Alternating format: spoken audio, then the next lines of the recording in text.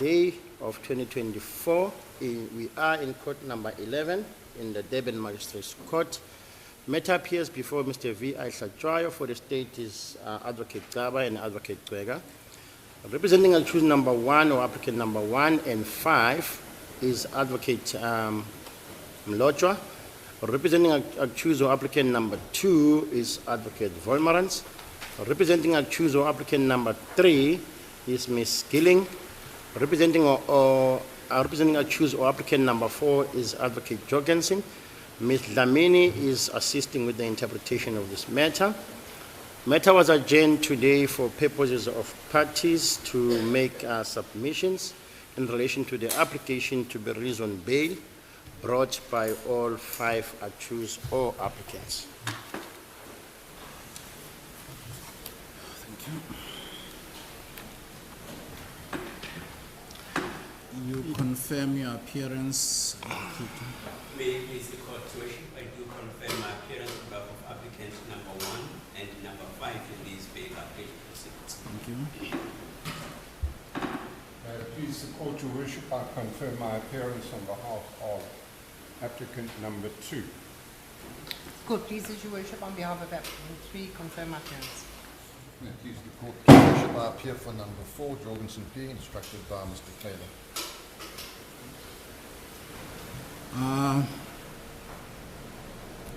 I need to place on record that we are only starting at this time because of the delay which was occasioned by yourselves, in that your papers were not correct, and I had to allow you opportunity to rectify your papers, which has caused a delay, and fortunately now the papers are all ready and corrected. I must also place on record that the heads of argument by the state were only sent late yesterday. According to my computer, they were sent at 2:30, at which time there was no internet. I could not access them, so I don't know what is contained in the state's papers. I could not read because this morning I had to drive from where I'm coming from to here and had to attend to the shortcomings that were there in your papers. But be that as it may, I will allow you to proceed with your submissions and engage you wherever I can in your submissions. Whilst we are proceeding with the arguments, the applicants may be seated. I will give the floor to you, Advocate Mlotshwa. First and foremost, in respect of the introductory remarks by the court, the responsibility is being owned for the mistakes that the court had to give us the indulgence. We are indebted to the court for the indulgence. Your Worship, the agreement by all parties in the matter is to the effect that, in the light of the fact that we are dealing with multiple applicants, that there will be no need to read the entire heads of argument to save time. However, one will have to draw the attention of the court to those aspects one feels are significant to be brought to the attention of the court. Your Worship, I'm not sure if perhaps it will not be more appropriate to mark all the heads of argument, or they will be marked as we are proceeding. They will be marked as we are proceeding, but yours are creating a problem in that you have combined the first and the fifth applicants. That is correct, Your Worship. Yes, in one document. which would mean that I will have to mark them as exhibit, as one exhibit. That is the position, Your Worship, for convenience sake. So for applicant number 1 and applicant number 5, the heads of argument will be marked exhibit N.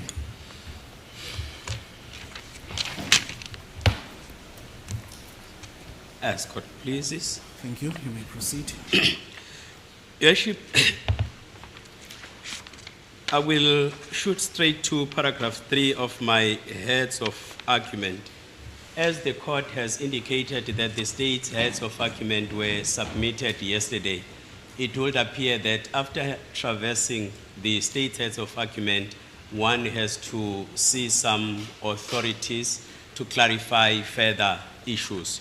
So under paragraph 3, Your Worship, if the following can be added, that the Criminal Procedure Act 51 of 1977 does not contain a legal definition of bail.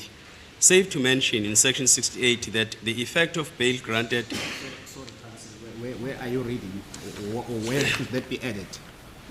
Your Worship, it will be added under paragraph 3. Paragraph 3 starts by... Before paragraph 4. Paragraph 3 reads, it is respectfully submitted that the learned authors, Dutoit et al., opine that the basic purpose of bail from society's point of view has always been and still is to ensure the accused reappearance for trial, but pre-trial release serves other purposes as well, purposes recognized over the last decade as often dispositive of the fairness of the entire criminal proceedings. Pre-trial release allows a man accused of crime to keep the fabric of his life intact, to maintain employment and family ties in the event he is acquitted or given a suspended sentence or probation. It spares his family the hardship and indignity of welfare and enforced separation. It permits the accused to take an active part in planning his defense with his counsel, locating witnesses, proving his capability of staying free in the community without getting into trouble. So having read the heads of the state, Your Worship, I'm of the opinion that it will be important to add the following, that the Criminal Procedure Act 51 of 1997 itself does not contain a legal definition of bail. Safe to mention in section 68 that the effect of bail granted is that an accused person shall be released from custody upon payment or the furnishing of a guarantee to pay the sum of money determined for bail. In essence, the purpose of bail can be regarded as securing the attendance of the accused while balancing the interests of justice against various rights and factors. Again, Your Worship, under paragraph 4, before paragraph 5, I found it important that a reference be made in the case of, in relation to the case of Novick versus Minister of Law and Order, and another, 1993, Volume 1, SACR 194, Witwatersrand Local Division decision, as it was known then, judgment by Berman A.J. on page 197, particularly paragraph F to I, where the learned judge stated that the state is not entitled to hold an accused in custody for the purpose of investigations and so frustrate his right to apply for bail. The state, in that context, the relevant policeman, is not entitled to be the final arbiter as to whether an accused is entitled to bail or not. The case that I quoted in paragraph 5, Your Worship, is a well-known case of Goddard versus the state, wherein the accused was facing multiple charges of rape in this division, with complainants who were all primary school learners, where the learned judge in this division, Mungadi, stated that incarceration prior to a conviction with all its irreversible indignities and consequences may not be resorted to easily in a constitutional democracy with enshrined Bill of Rights. Otherwise, Your Worship, this other case finds relevance. State versus Smith and another, 1969, Volume 4, SA 175, decision of this division, N, at 177 page, paragraph E to F, where it was held as follows. The general principles governing the grant of bail are that In exercising the statutory decision conferred upon it, the court must be governed by the foundational principle which is to uphold the interests of justice. The court will always grant bail where possible and will lean in favor of and not against the liberty of the subject, provided that it is clear that the interests of justice will not be prejudiced. Your Worship, I think it is important to jump to the additional reasons why bail should be granted.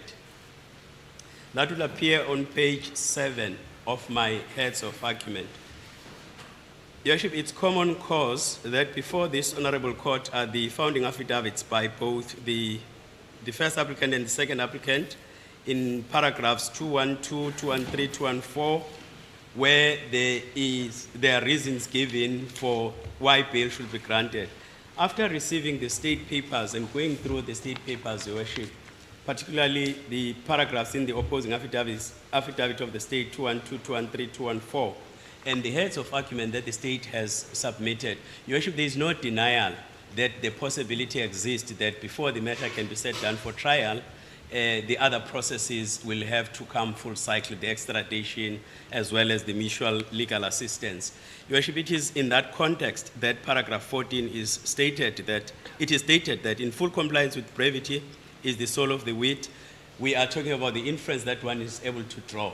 So it is another reason that the bail application ought to be granted, especially because even if the court outside this jurisdiction, the requested country, that is Eswatini, even if it grants the order to surrender, those alleged fugitives will still be entitled to appeal.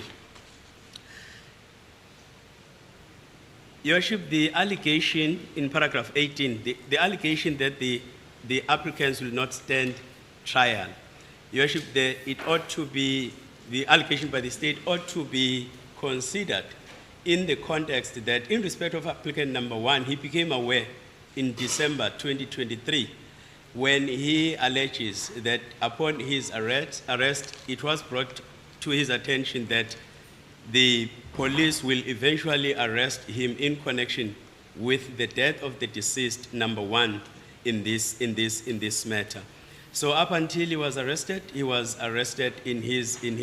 at the police station, complying fully with the order of the learned magistrate, Mr. Singh.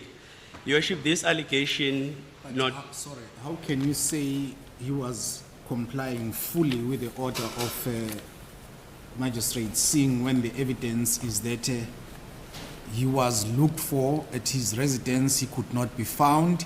That is why he had to be arrested at the police station, and later he took the police to Nzeleni, where some of his belongings were found.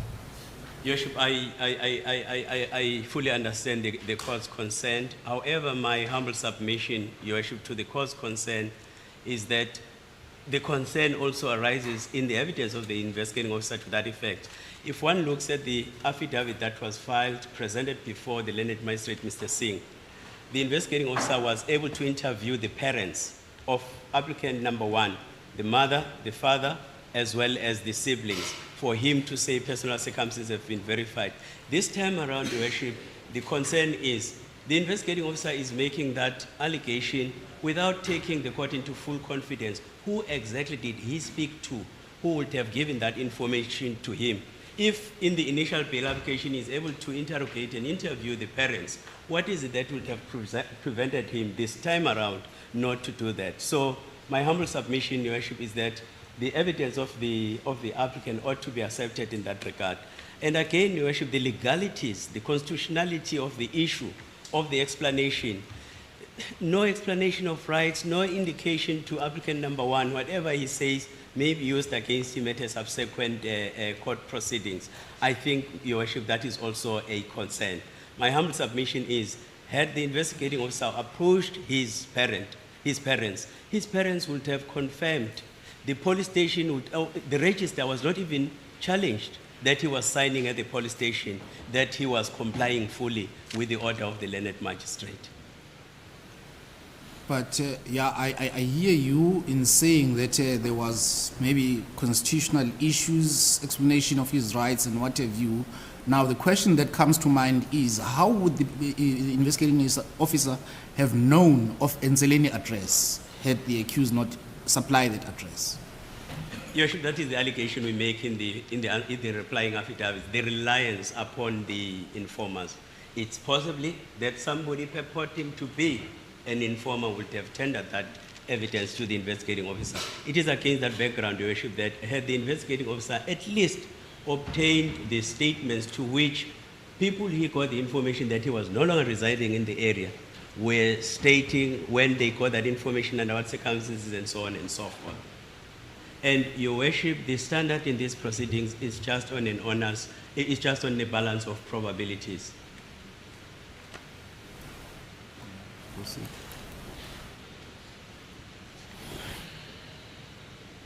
Your Worship, in respect of paragraph 19, I think paragraph 19 of my heads of argument ought to be looked at in conjunction with paragraph 36 of the state's heads of argument.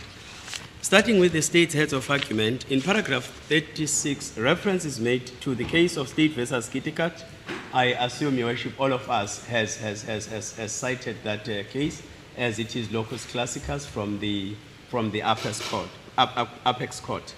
What I'm trying to throw to the attention of the court, Your Worship, is that the state is saying the court held that bail proceedings are sui generis. I fully agree. The application may be brought soon after arrest. Your Worship, my humble submission in that regard is that this case is distinguishable from the Skittekat case in the sense that the alleged incident dates back to February. There is a huge time lapse between the arrest upon all the applicants and the alleged incident. And if the state is saying the investigations are incomplete, Your Worship, again there is concern in the sense that the state is just generic. The state is not taking this court into full confidence in terms of particularizing, in the light of the time lapse between the alleged incident and the date of arrest, what is it that is still outstanding? Is it the money laundering charge? Is it the assessment and the analysis of the forensic evidential material? That is not coming from the state, except that the investigations are incomplete. It is on that basis, Your Worship, that reference is made to the case of Moi in paragraph 19, where the learned Judge Snyders, J.A., held that the delay by the state in concluding its case, taken with the accused witnesses of state case, constitute exceptional circumstances which, in the interest of justice, permit the release of the accused. In other words, Your Worship, it cannot be an excuse. This is a high-profile matter. It cannot be excused that after more than 12 months of the alleged incident, when the arrest is executed upon the people considered to be connected with the matter, there is a wild allegation without particularizing the investigation. Let me understand you again. Are you saying it is the state submission that the investigation has not been finalized, outstanding? Your Worship, probably it will be wise to refer to paragraph 266 of the answering affidavit by the investigating officer, Mr. Pillay, wherein he states as follows: the investigations in this matter are at an advanced stage and very strong against the applicant. My team and I took a long time to investigate this matter prior to arresting the applicants in order not to delay the matter further after arrest. This approach has yielded the results because the investigations are advanced. In a nutshell, Your Worship, it is clear, and again in the heads of argument by the state, it is clear that even if the judgment were to be handed down in this matter, the matter will not be set down for trial immediately, as there are still investigations that are ongoing. Well, but does this say there is outstanding investigation? The investigation are in advanced state. Yes, Your Worship. Okay. What does that say? Investigations are incomplete.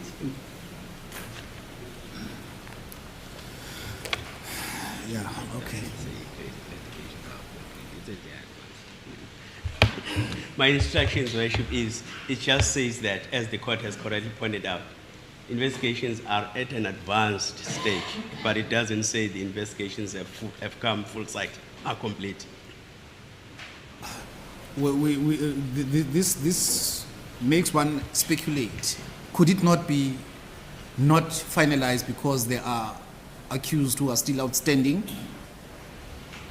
who are still to be extradited from Eswatini? I'm not here for the state, but I'm just asking because that is a fact. As the court, please, Your Worship, presumption is everybody is able to articulate himself. If that was the position, Mr. Pillay, the investigating officer, would have stated exactly in those clear terms. That it goes back to the concern that I've raised, the generic allegations. Yes. It would have helped all of us if the state was able to take everybody into full confidence and tabulate, this is X, Y, Z that is outstanding. For instance, if there is an allegation of a money laundering, probably one will think of a forensic audit report. Somebody would expect perhaps the DNA to be outstanding. So under normal circumstances, it is the practice in our bail applications, Your Worship, where the state will take the court into full confidence and say, investigations are at an advanced stage, however, outstanding is the following. It doesn't help to just generically refer to the investigations as just as being at an advanced stage.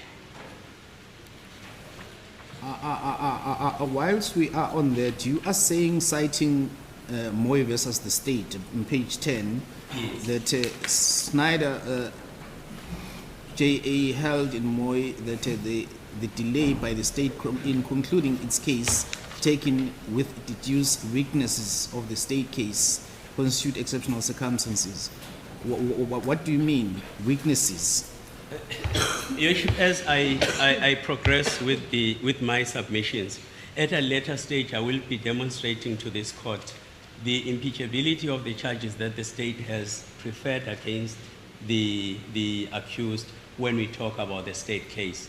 Obviously, with the Moy case, as well as this honorable court, we'll have to adopt a holistic, expansive, integrative approach, looking at all the aspects, and then in the context of Scott Crossley, individually and cumulatively, make a determination whether exceptional circumstances have been presented or not.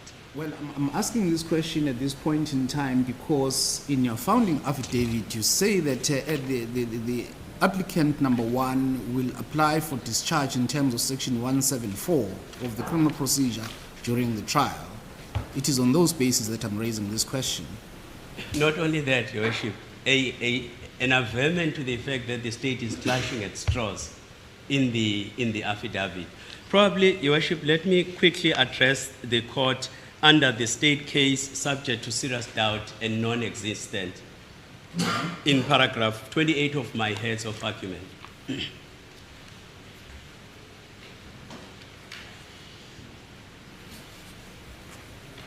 Okay. Yes.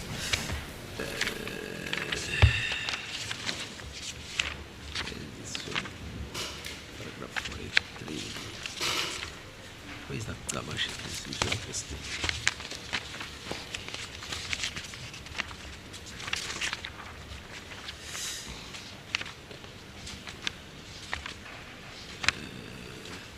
Okay, my apologies. Your Worship, if one were to understand the attack on the state charges, if one looks at the state heads of argument, paragraph 61,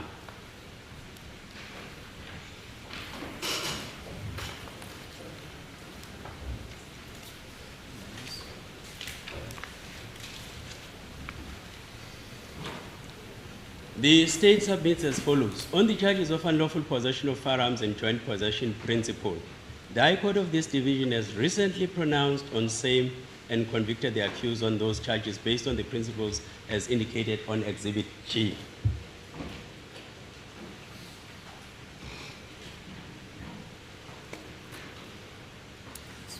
That being the case, Your Worship,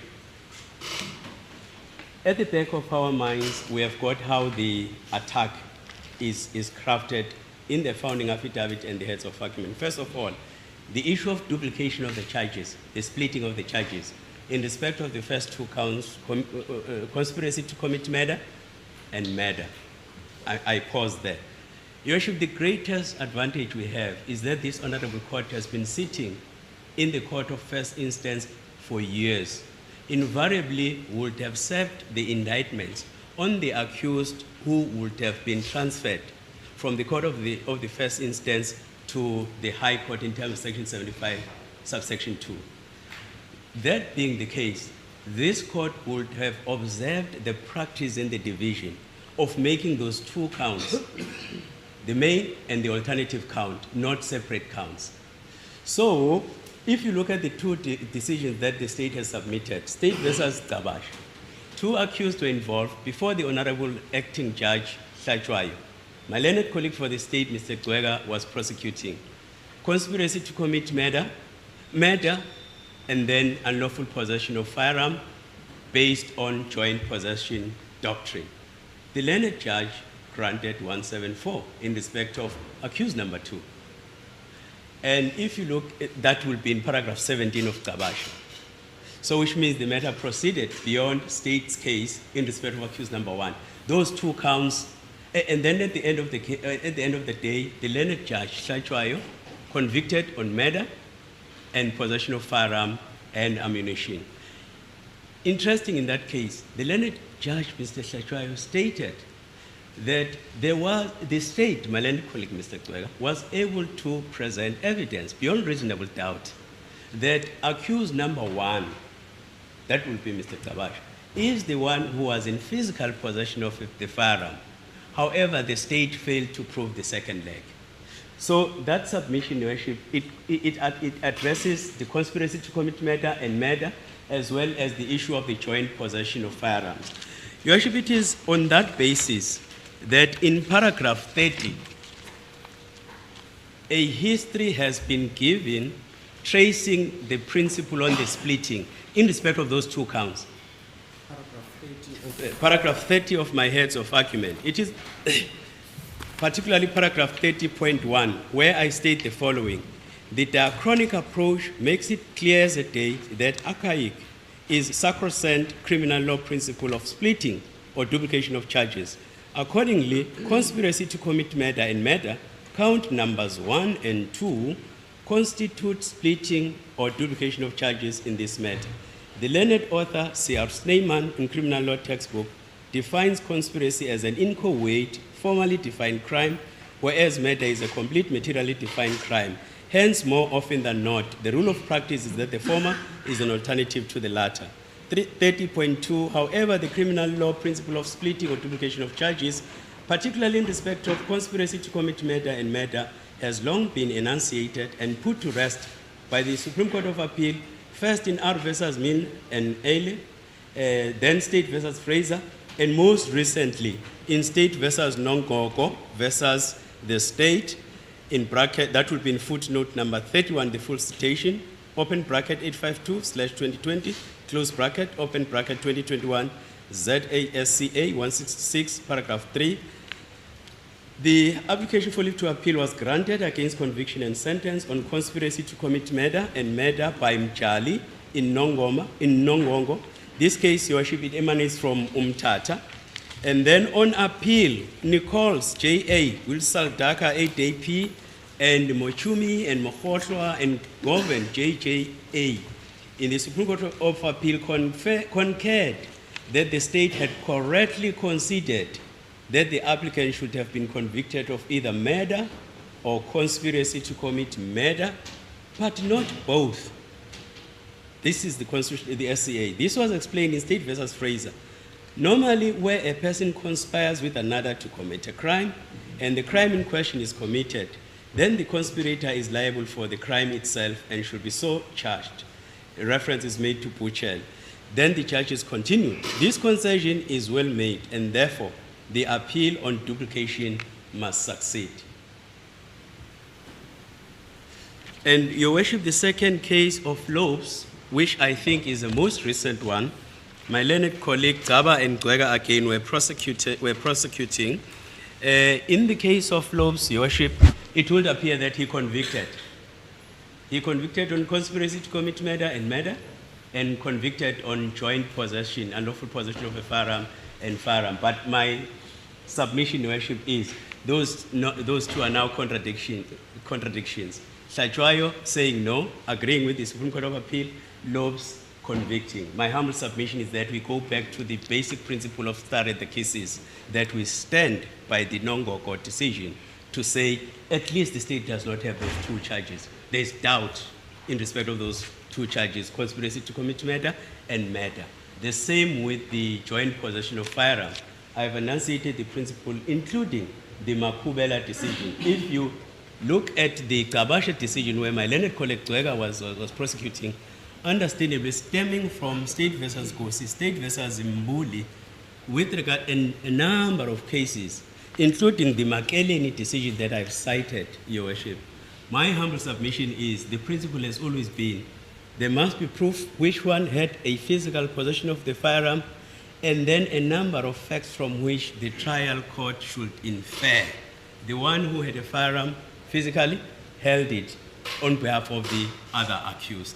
If you look at the Kabasha decision that the state has submitted, we are humbly submitting, Your Worship, that the applicants have succeeded in demonstrating how doubtful the existence of the two charges will continue during the trial proceedings. The same with the joint possession, Your Worship.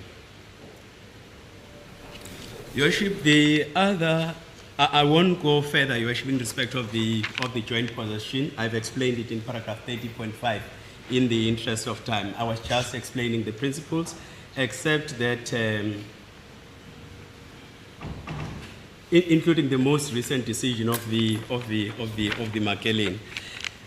Your Worship, then another aspect that I think the applicants have succeeded in doing, they've shown the doubt, conspiracy to commit murder and murder. They've shown the doubt in respect of the unlawful possession of firearms, ammunition, and the firearm, relying on the Kabasha decision and relying on the cases that I've submitted here in court, which does not necessarily require the presentation of the evidence. And then the interesting one, Your Worship, is the issue of the 803,000 rand deposited, which becomes the subject matter of the level of count numbers 11 and 12, i.e. the money laundering charges. Your Worship, with regard to that charge, my humble submission is, both in the state founding affidavits as well as in the heads of argument, there is no dispute, there is no serious material dispute how the applicants are demonstrating that for those charges to stand the test of time during the trial, required will be the 3 points, the ABC point. And the most difficult part, Your Worship, is with the A point in this matter, this court can't make any negative or adverse finding against the A point, the deposit. Is it Blue Cycle entity that deposited 803,000 rand into accused number 4's counts? The reason, Your Worship, maybe if I may read this paragraph in its entirety, 30.6, there is no dispute in respect of A, B, and C points averred as a vehicle or mechanism through which money laundering is determined by first applicant in his founding affidavit, in that to constitute the offense of money laundering, there ought to be point A as the original point of departure for the money, but requiring point B as a laundering, washing or cleaning up point so that it reaches the destination point C, it's supposed to be C, appearing as innocent money. Gravely concerning is that the bank statements presented by fourth applicant and a letter on court record by the Gaba brothers that there are other payments made by the same entity into the bank account of the fourth applicant, but through the cherry-picking approach, the focus has been the focus of and by the investigating officer was only on 803,000 rand. This has an effect of creating a smokescreen around the normal, legitimate deposit. At any rate, the law requires this honorable court not to make any adverse finding against the deposit, that is the Blue Circle entity. The making of adverse finding against the person not party to the proceedings, according to Harms DP in National Director of Crime Prosecutions versus Zuma, open brackets in footnote number 37573/08, close bracket, open bracket, 2009, close bracket, ZACA, paragraph 1, paragraph 13, handed down on 12 January 2009. It amounts to changing the rules of the game as it takes the eyes off the ball with the effect of red carding not only players but also the spectators. I accept and I respect that you are not representing applicant number 4, but how do we explain the fact that applicant number 4 in his papers does not attach the bank statement showing the transaction of the 800,000 deposit? And even when it is brought to his attention or to his legal representative attention that that part of the statement is lacking and is not part of the statement, he refuses. I say refuses because it was brought more than once to the attention of the council, and up to this date, that portion of the statement has not been brought before court. I fully agree with the court that if one were to look at that in vacuum, it concerns. But if one looks at it in the context of the fact that there is also a letter that is now in the public domain, confirm even in the bank statements that are before this court that other than these deposits, it would appear that that evidence has not been disputed. Yeah, but is applicant number 4 playing open cards?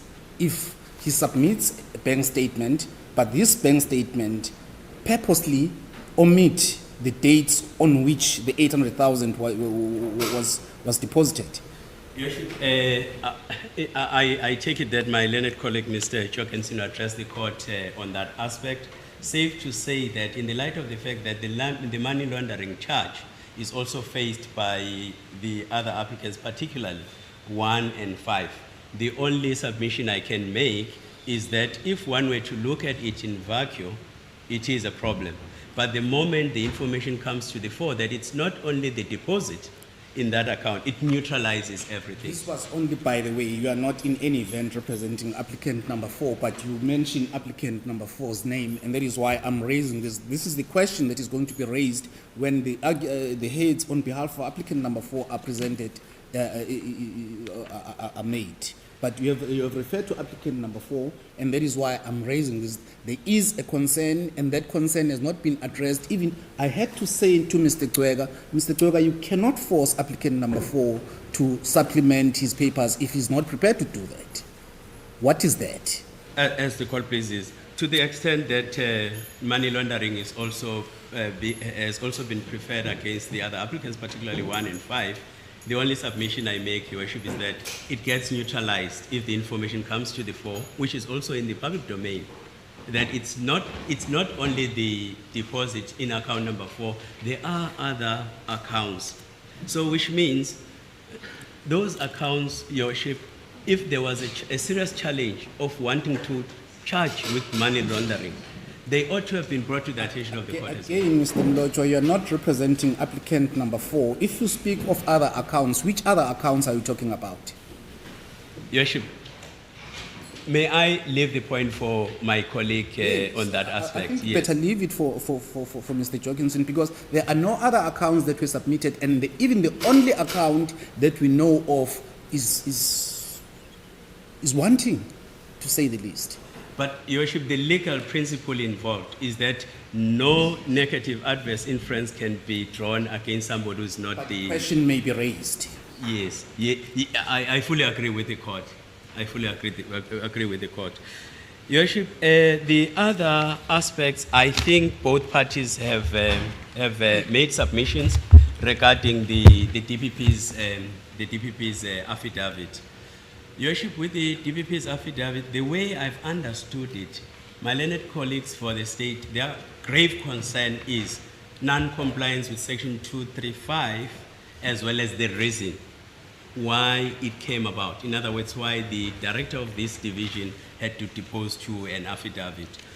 Your Worship, I cannot take the matter further other than stating that those points, the 8 points that I raised, The 8 points that are in the affidavit of accused number 1 and accused number 5 become relevant, with one addition, Your Worship.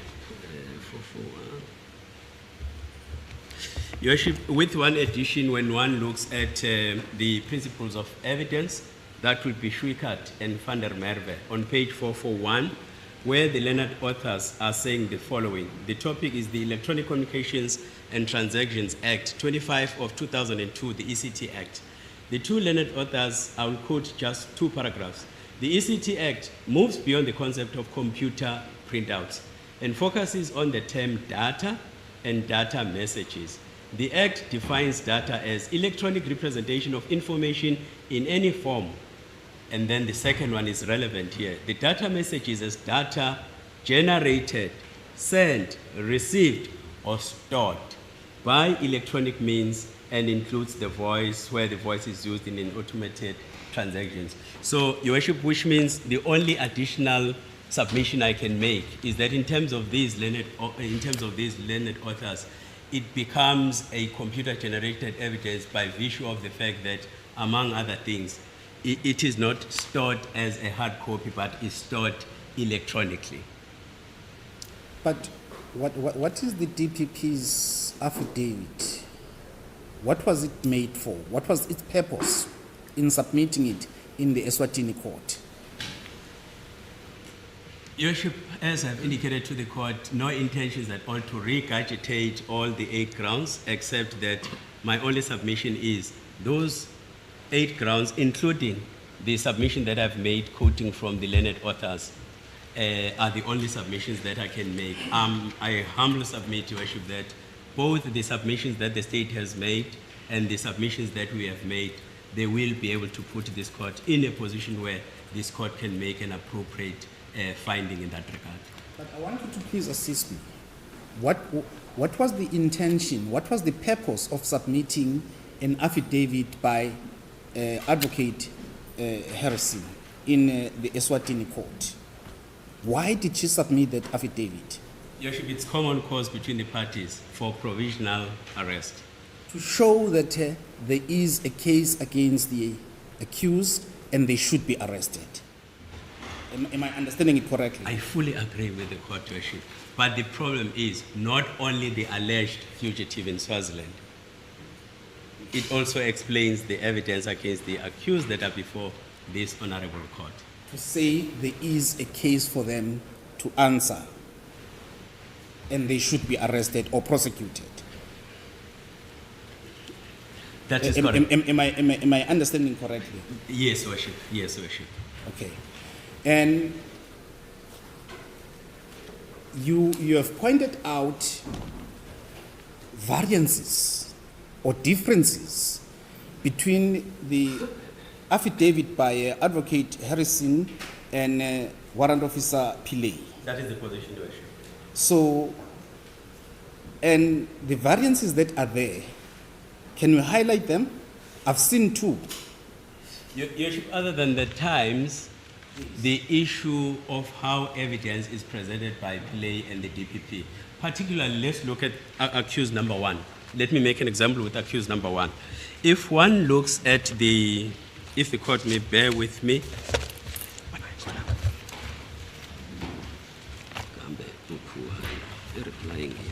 If the court may bear with me for a second.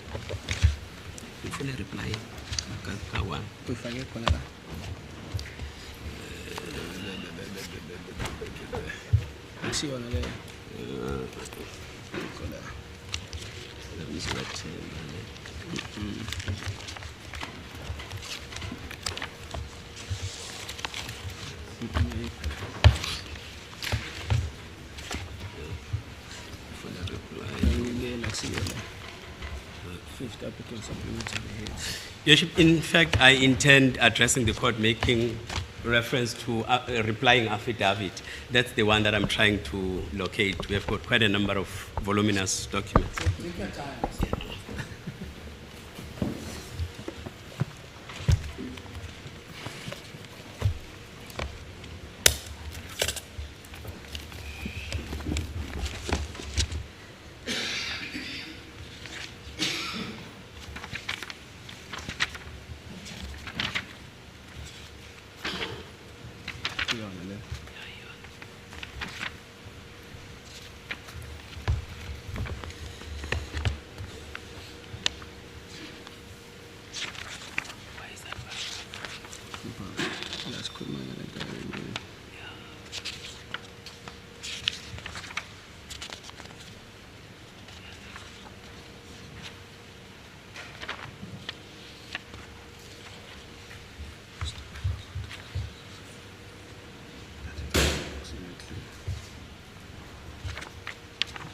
As court pleases, I am indebted to the court, Your Worship.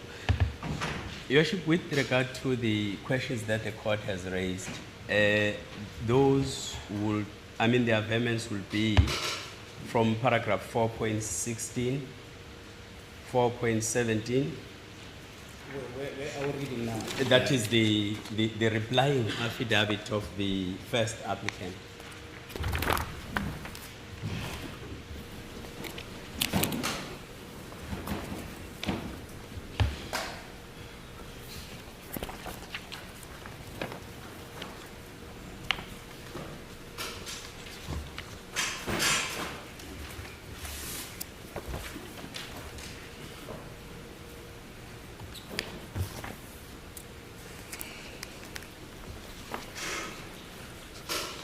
That is now Exhibit H.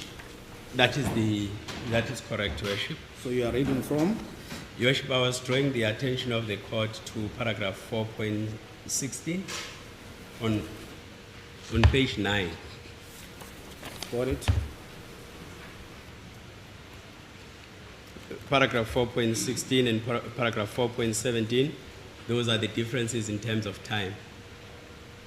Just for the record, what are the differences in time? Yes, court. The affidavit was 4.16. The affidavit was deposed to by the Director of Public Prosecutions KwaZulu-Natal 2 days prior to the execution of arrest in Eswatini. Well, I expected that you have calculated time to say that, because my calculation was the difference in respect of the first one was 48 minutes, and the difference in respect of the second one was 8 minutes. Yes. Did I calculate correctly? Correctly, Your Worship. And then And that is the difference, that is the variances you are referring to. it's not the only variance, my No, Lord. no, but yes, that is the variance you are referring to. It is one, Your Worship. But is this court seized with differences in the witness's testimony, or is that for the trial court? Your Worship, again, in that respect, it's my humble submission that obviously there will be issues that this honorable court at the end of the day will indicate are for trial court. But in an attempt to discharge the honors, the accused has to present anything and everything. Hence, reference was made to Skitikat, how a broad approach is adopted. It is on that score, in the sense that in the world of law, there is no catalog list fixed saying this is what the applicant must present. But yes, sorry to interrupt you. What is the duty of this court in the bail application? Am I understanding correctly? The question that needs to be answered by this court is there a case against the applicant? And if there is a case against the applicant, is there a risk if he is released on bail? Am I summarizing it correctly? 100% right. Will the accused stand trial Yes. if bail is granted? Will the interest That of is the justice risk part of it. Will the interest of justice best be served constitutionally and in terms of the jurisprudence? It's quite a wide variety of factors that is expected from the applicants so as to help this court to arrive at a decision where the court can say, I'm satisfied, the interest of justice warrant or the interest of justice does not warrant. But this court should be wary of not usurping the powers or the duties of the trial court. Your Worship, in fact, that is my main submission in paragraph number 1, that in Van Wyk, obviously, the court held in Van Wyk, 2005, volume 1, SACR 41, SCA, paragraph 6, that bail proceedings are not to be viewed as a full dress rehearsal for the criminal trial. I fully agree with the court, hence I have cited that case as an Because introductory in bail remark. application, for instance, there is inadmissible evidence that is admitted, like hearsay evidence, for instance. We admit hearsay evidence in bail applications, whereas in a trial court, hearsay evidence, you don't even mention hearsay evidence. Your Worship, Is it not so? I do accept it that hearsay Yes. evidence is admissible. So, evidence that is inadmissible in a trial court, may be admissible in a bail application, e.g., hearsay evidence. Very true, Your Worship. So why should we then go to the variances in Pilay's affidavit and Harrison's affidavit? Because that is for the trial court. Why should we not confine ourselves in whether or in the purpose for which these two affidavits are meant for? Harrison makes the affidavit to the Eswatini court for the Eswatini court to say there is prima facie evidence against these people you are appearing before you, arrest them. So is the affidavit by Pillay. There is prima facie evidence against these people. And Pillay has to go a step further and say that there are risks if they are granted bail. They may not stand trial. There are a flight risk, etc., etc., etc. Am I following correctly? Your Worship, the court has its finger firmly on the pulse. Your Worship, that is exactly what an attempt is made to do in paragraph 28, that the SCA has held that in Matebula, to 2010, volume 1, SACR 55, that the accused must, on a balance of probabilities, prove that the state case is non-existent or subject to doubt. It was in an eloquent and conscious effort to discharge that, to demonstrate to this court that as far as the applicants understand, if one were to show the doubt, among other things, let's look at the time. Let's look how the Inspector Pillay explains the evidence. Whether the court agrees or not, it's a different ballgame altogether. But at the end of the day, when based on our when given an opportunity, in terms of the legislature, to present evidence why exceptional circumstances exist, among other things, then that is present. And it's not the only aspect, Your Worship. That is why in the answer, in the replying affidavit, it was stated that hence the grounds were not proffered up front. They had to place reliance on Skitikat just to give broad information why they are of the view that exceptional circumstances exist, which in the interest of justice or under release on bail. Another aspect that I wanted to question. You are saying the state did not advance the grounds of opposing bail, and you cite Mr. Dlamini, yet there is no affidavit by Mr. Dlamini to say that that is indeed the fact. Correct? Your Worship, there was no need for the affidavit. But there is no affidavit. There is no need because it's a submission that is part of this court record. It's common cause between the parties. Throughout, twice or thrice, the state was called upon to show reasons. The state saying, wait, in the modern era that we live in courts where this court is overburdened with bail applications and so on and so forth, at a pragmatic level, would not be an appropriate thing to do, to say 1, 2, 3, those are the reasons. Then as the bail proceeds, we are able to facilitate things. Okay, let's proceed. Yes. Your Worship, those are all my submissions, as I've already indicated that the heads of argument are before this honorable court, unless the court were to require me to clarify any of my submissions. I think I've engaged you as we're proceeding. Forgive me for interrupting your train of thoughts, but I had to raise the questions as they emerged. Your Worship, I came to this court well knowing I don't have luxury of leaving things unexplained. I understand that fully. Thank you.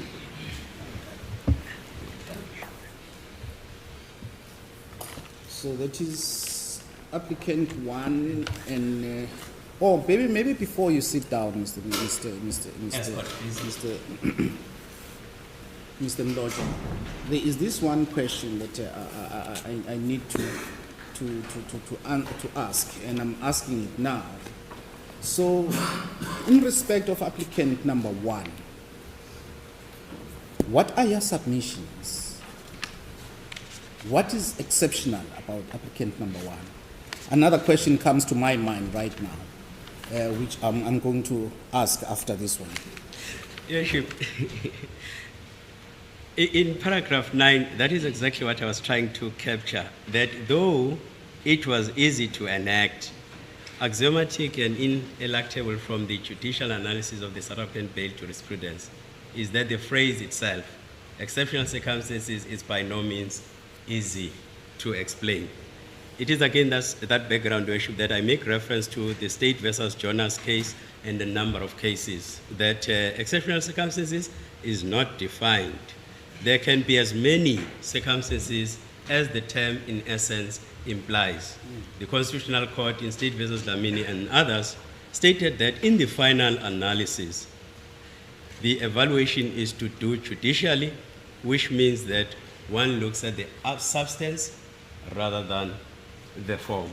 So it's against that background issue that I've cited quite a number of cases in an effort to help that. Your Worship, in the world of law, there is a great deal of unanimity that it causes headache to most of the lawyers in the world of law. The exact definition. It is against that background that I'm asking, because what is exceptional in respect of applicant number 1 may not necessarily be exceptional in respect of applicant number 3 or 4 or 5. That's why my question to you is, what is your submission?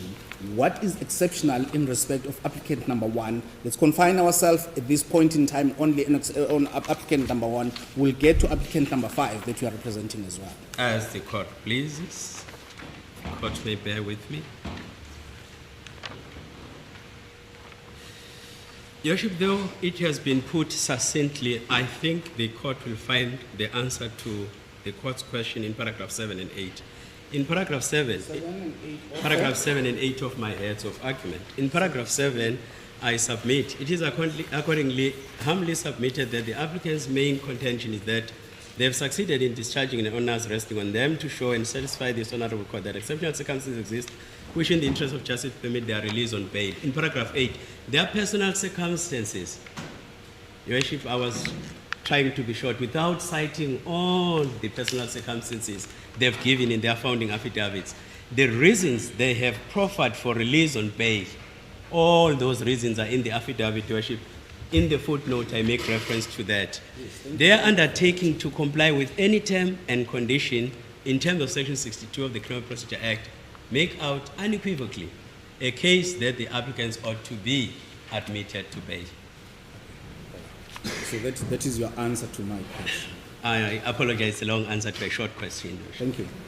Another thing that pertains to applicant number 1, which I say is the question that comes to my mind, which had slipped my mind, but because of the questions I've raised, it come to my mind again. Yes, please. There is a dent or allegations that were made against applicant number 1, and there is an affidavit to that effect by Dr. Moodley to say the wife of applicant number 1 was in his rooms, I think on the 11th of March, and she was with the applicant number 1, who presented to Dr. Moodley that he was an employee at Fosco, and Fosco is known to all of us who are coming from that area that it's full of dust, and he's suffering from sinus and things. In other words, the person of applicant number 1 was in the rooms of Dr. Moodley, according to his affidavit. And if you look at the list of patients that were in attendance in Dr. Moodley's rooms on the date in question, the name of applicant number 1 appears. Now, what is that? Your Worship, I understand that is what my learned colleagues for the state are also raising in paragraph 57. Applicant 1 alleges that he has Unfortunately, I did not read I did not have time to read it. I'm raising these questions from what I've read. I did not have the opportunity of reading the state's heads. As the court pleases. Your Worship, the state in paragraph 57 says applicant 1 alleges that he has a chronic asthmatic health condition. It is important, we submit, to note that in this regard, applicant 1 submitted in court a doctor's note from a Dr. Moodley. The state followed up this information and obtained an affidavit from Dr. Moodley. reference is made to KP8 to Exhibit G. As per KP8, it is clear we submit that applicant one-handed false evidence in court during these proceedings. This we submit is one aspect that this honorable court should consider.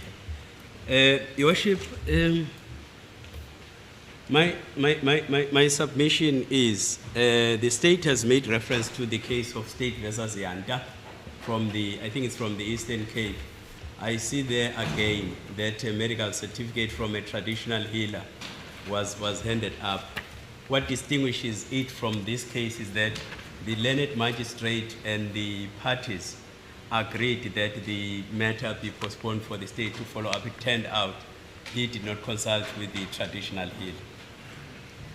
But, Your Worship, with regard to accused number 1, in his replying affidavit, and it cannot be disputed, he is currently receiving chronic medication for his asthma. In his replying affidavit, he says he is receiving a pump. So, Your Worship, had the state confirmed with the Health Division of Westville Prison, that information would have been confirmed. I'm inclined to accept that applicant number 1 is asthmatic and he is receiving treatment for that. I don't have issues with that. I want to accept that. But what I'm questioning is the conduct. When he is in Westville Prison, he is appearing before Dr. Moodley. His name appears on the list of patients that were to be seen by Dr. Moodley. Before Dr. Moodley, he is pointed out, that is Mr. Mkwanazi. And his name appears on the list. Now, my question to you is, what is that? Your Worship, my respectful submission to that will be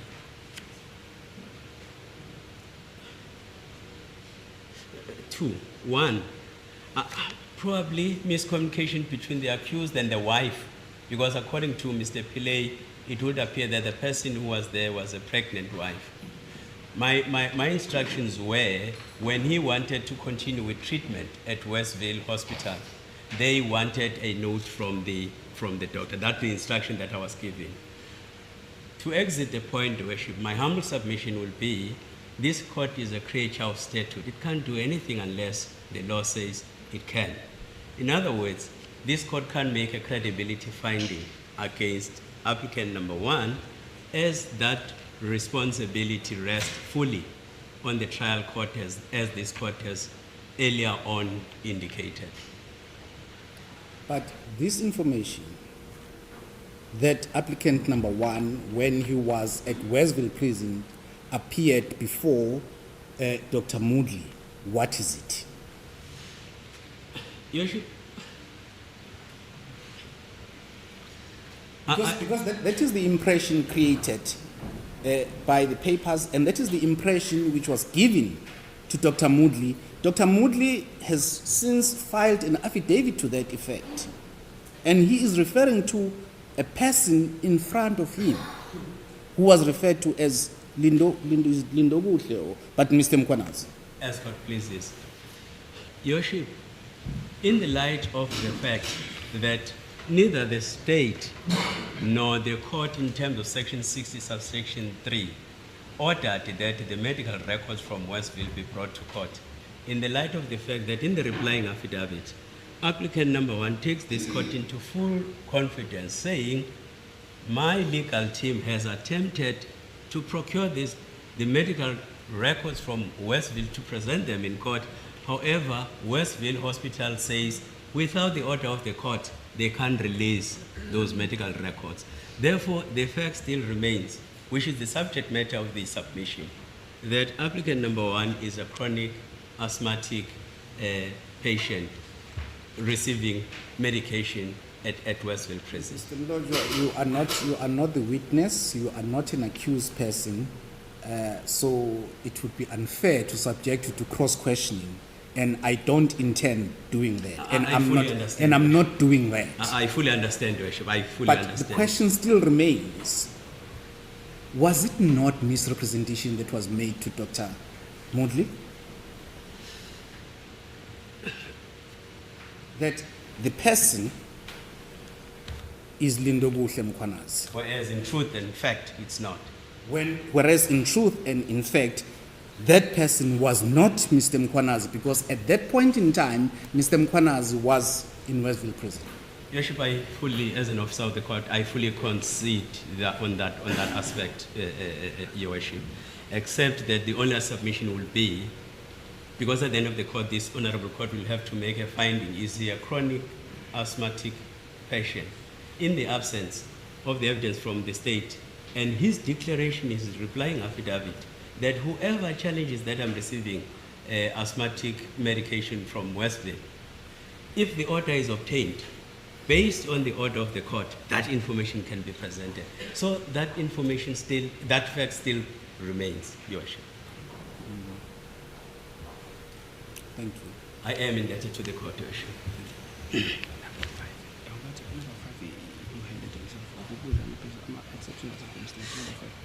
Your Worship, one aspect, my apologies, one aspect being brought to my attention by my instructing attorney Dlamini is accused number 5 voluntarily handing himself over. That demeanor is not a demeanor of a person who is a flight risk. After the call through the mother had been received, he did a legal thing under the circumstances to get a lawyer, and the lawyer handed himself over to the police. Ms. Gillian. Ms. Gilling, who is in court. So the issue of flight risk, Your Worship, there is no objective, dependable evidence the state presented to substantiate that allegation. And your submission, what is exceptional about him? In the port within The which, fact that he presented himself. Your Worship, in the port within which this honorable court will be cooking that decision, whether or not exceptional circumstances exist, among other things, this honorable court to also consider the voluntary handing over to the police by the applicant. Thank you. As court pleases.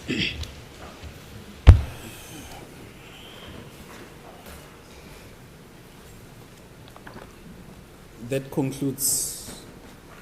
On behalf of 1 and number 5, Your Worship.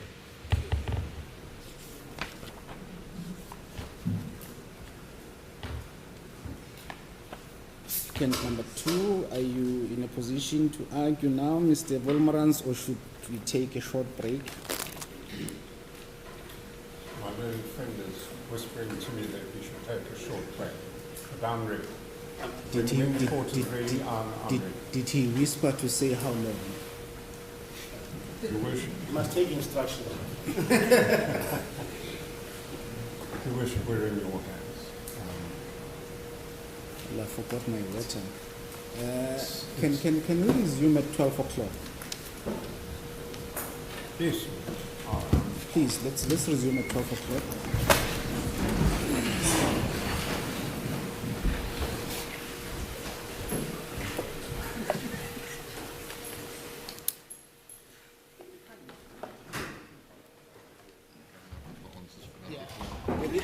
But I was trying to explain the money laundering part. Yeah. If always that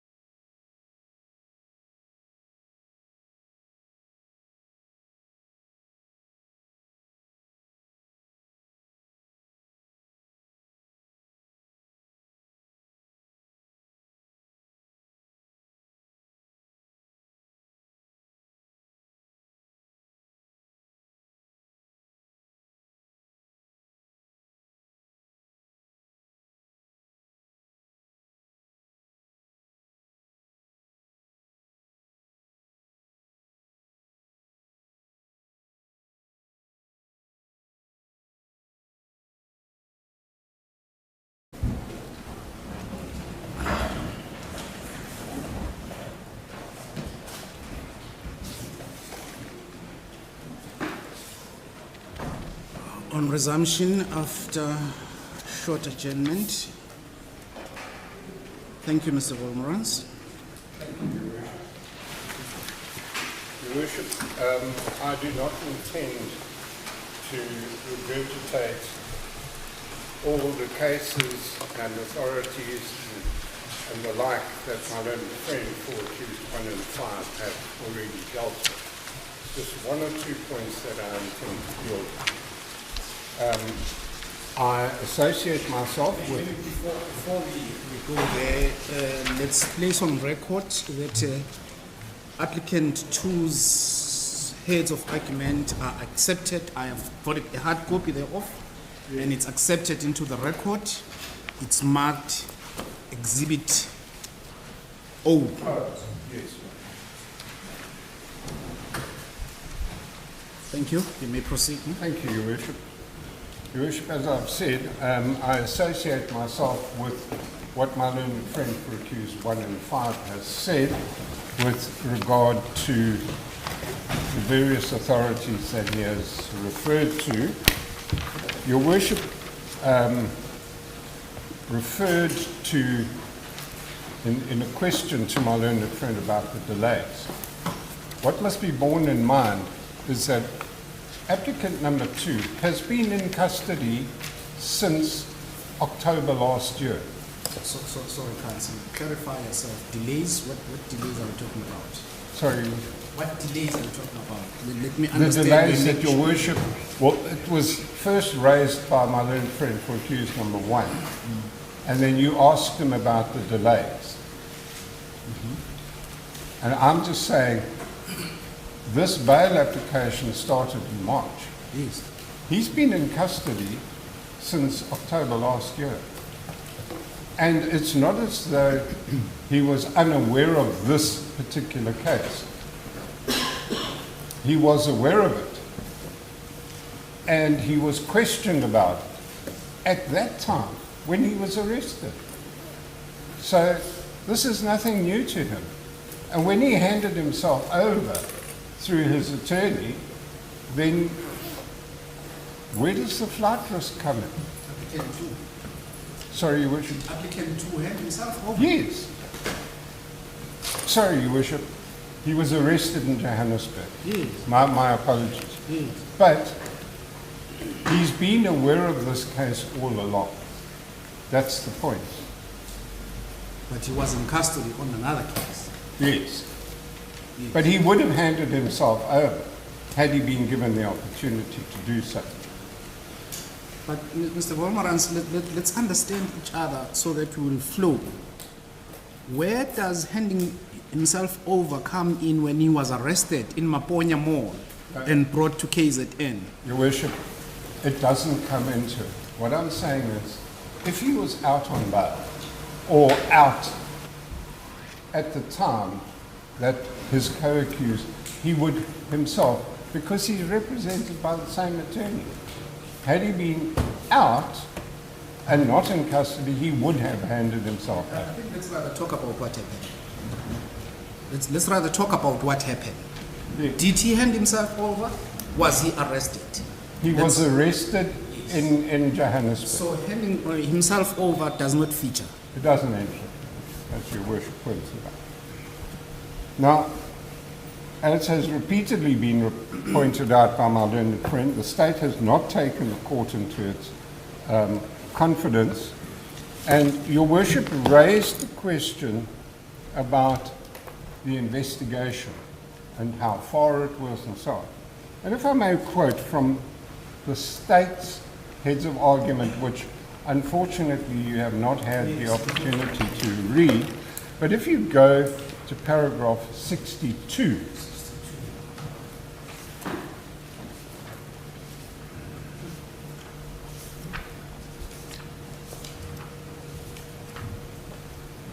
Yes, thank you. the state further indicated on Exhibit G that there are further investigations that are still outstanding in this matter. It has been indicated that there is all likelihood that further persons may be added as accused in this matter pending the finalization of investigations. it is not a secret that certain evidence is being followed up, which means that the investigation is not complete. There can be no other interpretation to that. Therefore, to indicate that certain people should have been arrested at present is jumping the gun. The state never mentioned that the door of investigation has been totally closed. The contrary is actually true. So the state are conceding that the investigation is nowhere near complete, which means there's going to be delays. All right? There's been a delay since February last year when the deceased was shot.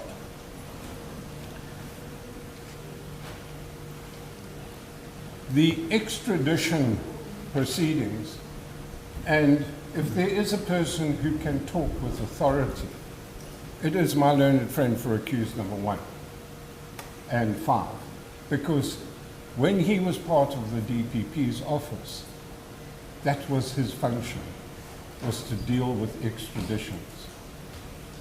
And, Your Worship, I have no doubt that he is not going to contradict me if I say an extradition from one country to another, as close as what we are, can take up to 2 years, if not longer. So we're not looking at a trial which is likely to take place any time this year.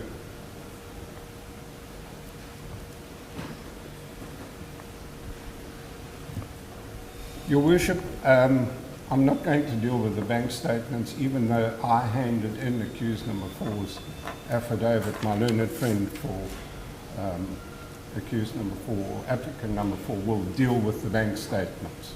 But there's a lot to be said about that. Your Worship, it is not sufficient in a bail application to say that there is a risk unless that risk is backed up by evidence. In other words, the authorities have said that there must be a likelihood that a particular result is going to result because there is evidence to support that. Bail should not be refused merely because the police say there is a risk.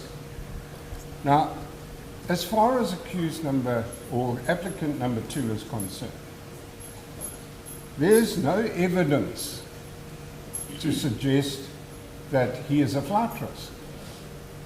The mere, if I can use an example, if the state were able to produce an aeroplane ticket that was imminently to be used, then the state has reason to be concerned that he's going to be a flight risk. But merely to say he's a flight risk is not sufficient.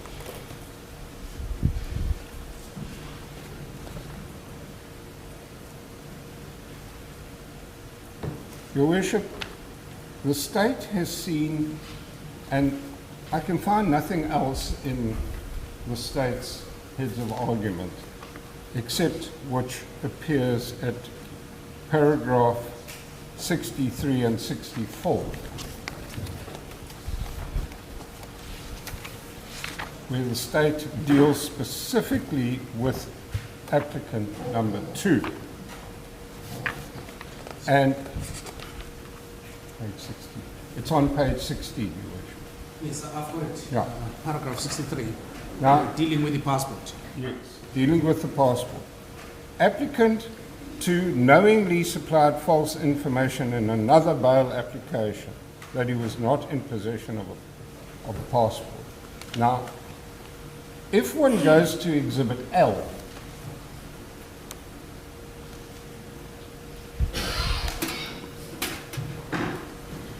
at paragraph 3.5,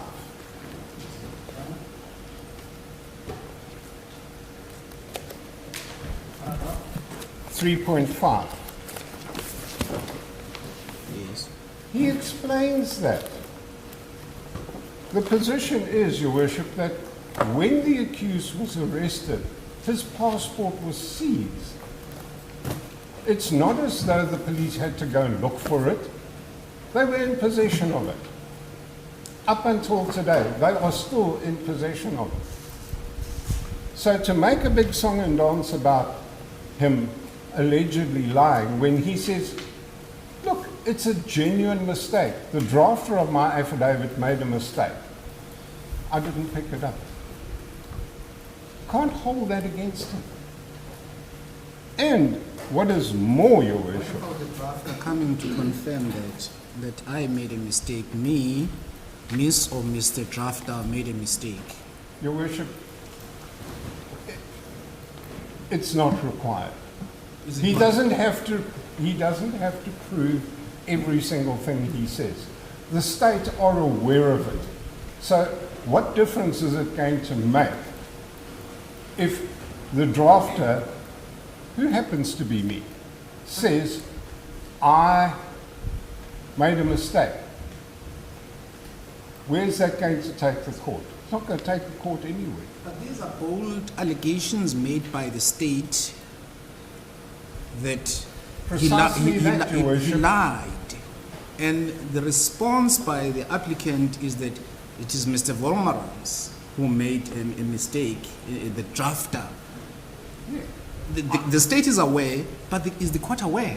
Well, that's what I'm saying, Your Worship. The court is now aware because he's put an affidavit up to say it was a mistake. It wasn't deliberately done. It was never deliberately done. But in any event, Your Worship, I submit that the state was wrong in putting up that affidavit, in fact, putting up those, that bail application. All right? And the reason why I say that, I've dealt with it extensively in my head, Your Worship, but as well,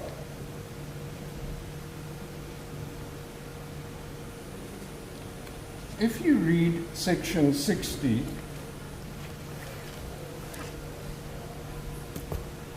where it deals with the record of bail proceedings, and I'm quoting now from the Act, the record of bail proceedings, excluding the information in paragraph A, which is for previous convictions and pending cases, shall form part of the record of the trial of the accused, following upon such bail proceedings.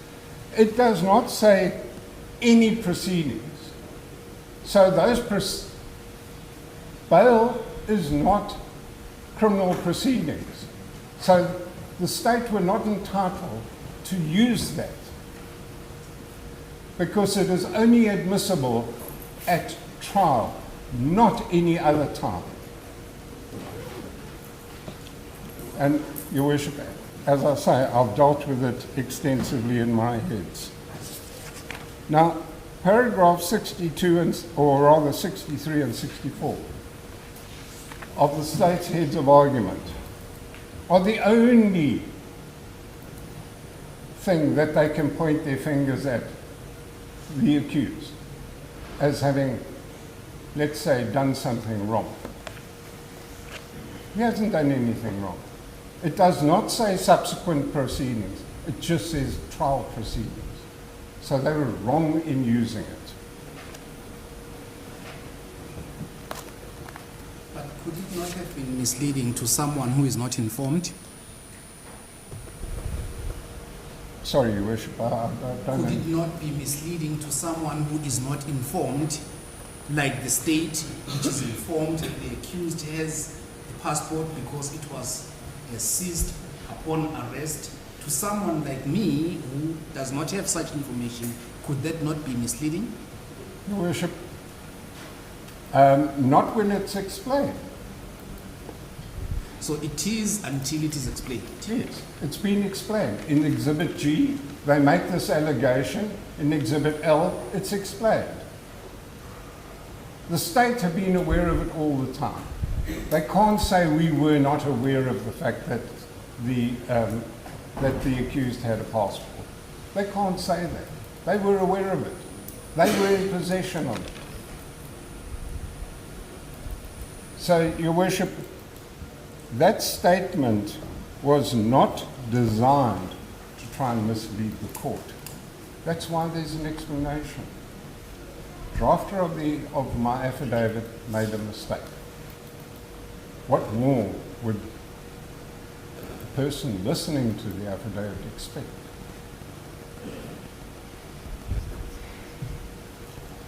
Your Worship, other than the submissions already made, unless Your Worship has particular questions, those are my submissions, that the accused or the applicant has discharged the onus.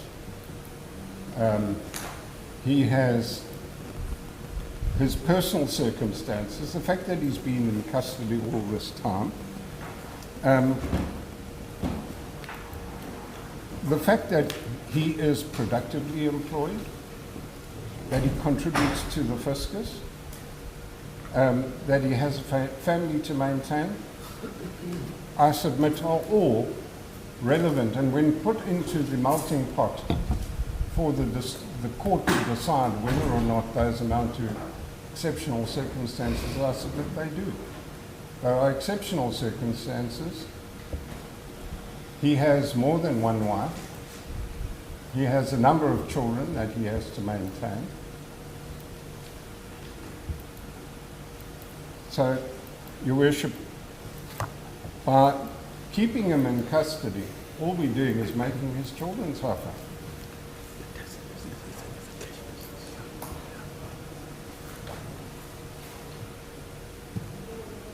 And, Your Worship, one must bear in mind the business that he is involved in, namely the taxi business.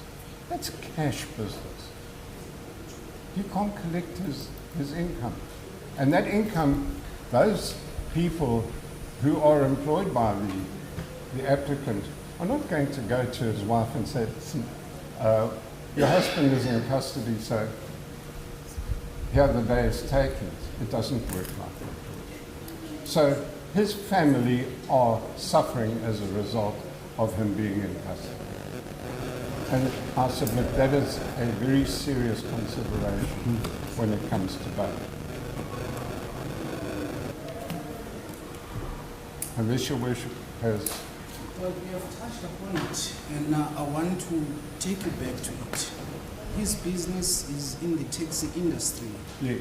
By his own statement under oath, his family is involved in Malugazi faction.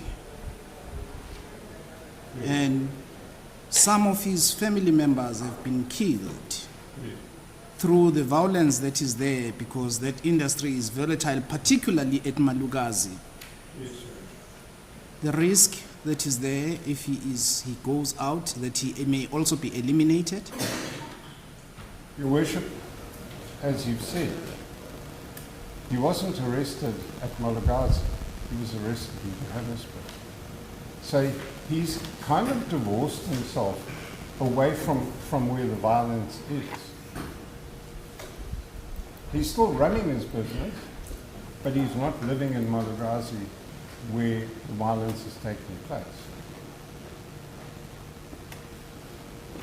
He feels he is safe, because otherwise he wouldn't be bringing this bail application. He'd probably say, well, I'd be safer in custody. But objectively speaking, is he safe? Objectively speaking, yes, because there's been other members of his family may have been eliminated. Other taxi bosses. This is something that happens every day, Your Worship. Not just here in KZN, Yes. in all the provinces. Yes. But it doesn't mean that his life is under threat. Is it His not? life hasn't been threatened so far. As far as we know, we have no instructions to the contrary that his life has been threatened.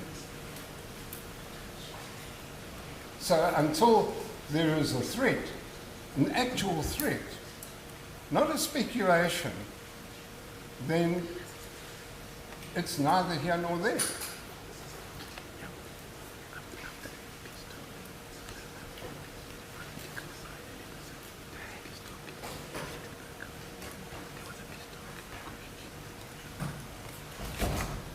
Your Worship, I'm also advised that there has been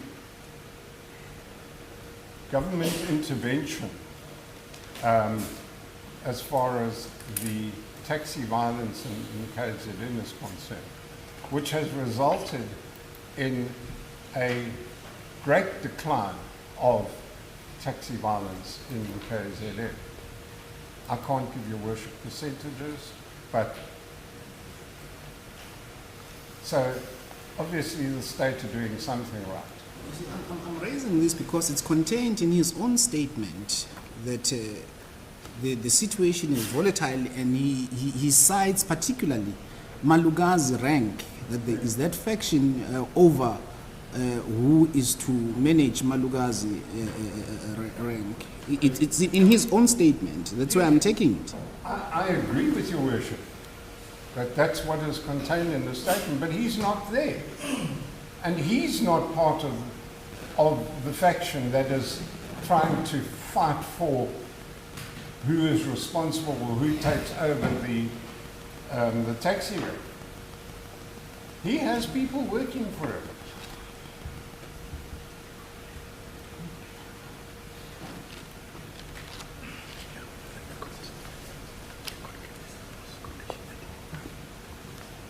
And in any event, Your Worship, as was stated in his affidavit, any, I'm loath to use the word likelihood because the state uses the word interchangeably with likelihood and possibility. But any such likelihood, and one has just to refer to the Eastern Cape case, any likelihood can be overcome by the imposition of conditions.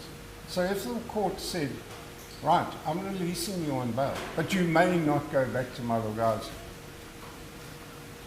If he then goes back there, he's broken a bail condition, he can be arrested. All the state has to do is apply for a warrant for his arrest, and he gets arrested. I think let's do justice to applicant number 2. Let's be fair to him. Let's give him a hearing. Allegations have been made by the state that applicant number 2 is part of the group. He received 133,000 rand from applicant number 4. Don't you want to address the court on that? Well, Your Worship, yes, he did receive a sum of money for services rendered. That's what he says. But that's exactly what I'm saying. Don't you want to address the court on that so that it is on record that we have touched on that as well? That's why I'm saying let's do justice to him. Well, Your Worship, I believe we have touched on it. We've said the money we received is for services rendered. What more do we have to say, Your Worship? No, it's not for me to answer. I No, was well, just bringing to your attention that Yes, are you Your not Worship, and omitting, that's are you it. not omitting that one aspect? Because No, it's I allegations don't- made against him. I don't believe so, Your Worship, Okay.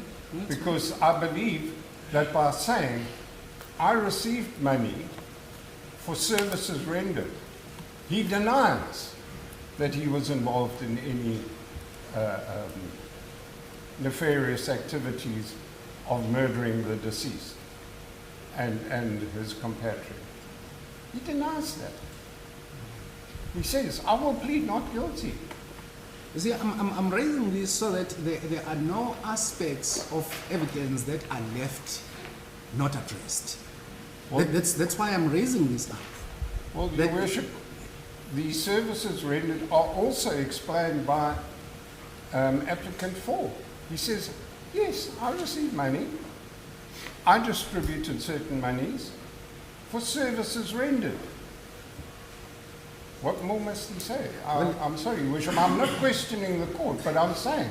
But exactly, it's not for me to answer those questions. No, but it's for him to say there is this piece of evidence that has been tendered, and there is that piece of evidence that has been tendered, and that piece of evidence, my explanation is grant me bail because of my explanation.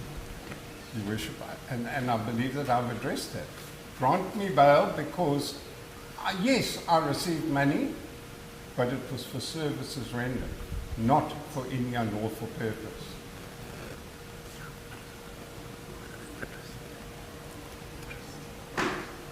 Unless there are any other issues, Your Worship, those are my submissions. Well, I've drawn your attention to certain aspects. I cannot draw your attention to all the aspects.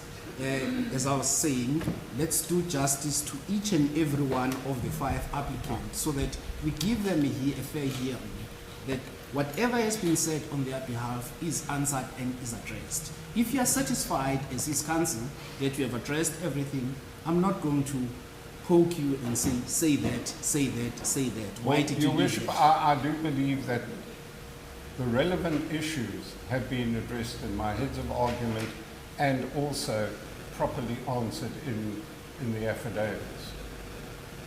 So if there's some aspect of my heads of argument which Your Worship is unhappy about, I'm happy to address that. It's not that I'm not happy about. Well, Your Worship, I use the word loosely. Mine is to address my conscience and make sure that at the end of the day I've been presented with all facts and all facts have been properly addressed. Not because I'm not happy about anything, but Your Worship, I want to do justice to everyone. Your Worship, I use the word unhappy loosely. I'm not saying you are unhappy. I'm saying if Your Worship has concerns, I'm happy to answer those concerns. Anything else, Council? Those are my submissions, Your Worship. Thank you. Thank you.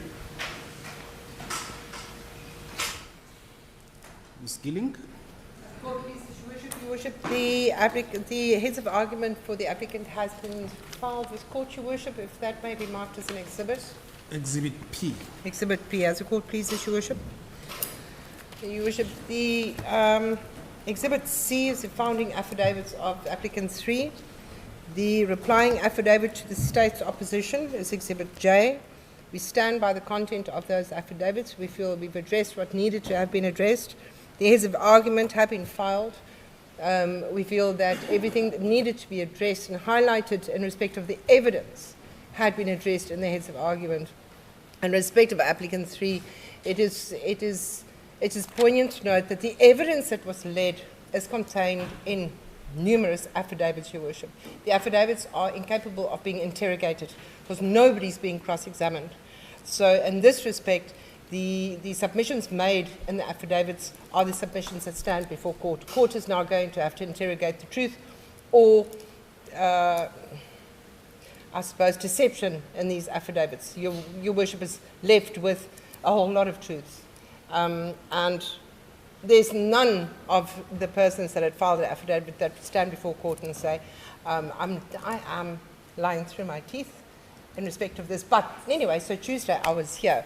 Everybody's submitting whatever they've submitted in the affidavits as truth and as fact, Your Worship. So that is before court. That will be up to the court to decide, Your Worship. The heads of argument, in my view, that I filed on behalf of my client, addresses, in short, points that I had highlighted in my affidavit, Your Worship. There will be no further submissions. I have read the heads of argument of the states, and I have no further submissions in respect of the states' heads of arguments, Your Worship. As a reminder, by the way, how many charges or how many charges is he facing other than this one? How many matters? How many matters, yes. Your Worship, there are 4 matters. The one is in Chatsworth. 4 matters, just tabulate them. I will do. The first one is in respect of firearm possession, and that is now in Chatsworth. It's actually an Umlazi matter, Umlazi Regional Court matter, but the court is sitting at Chatsworth Regional Court because of the facilities. Possession of firearm. Yes. Two. Then there is a second matter that my client is on bail for in DC 10. That will be for possession. I think there's a myriad of charges in respect of a shooting incident in which a person passed away. It's alleged to be a taxi-related incident, Your Worship. Yeah, but what is the charge? It's going to be murder, attempted murder, possession of firearm. I think in that one there might be an allegation. No, I think that's as far as that is.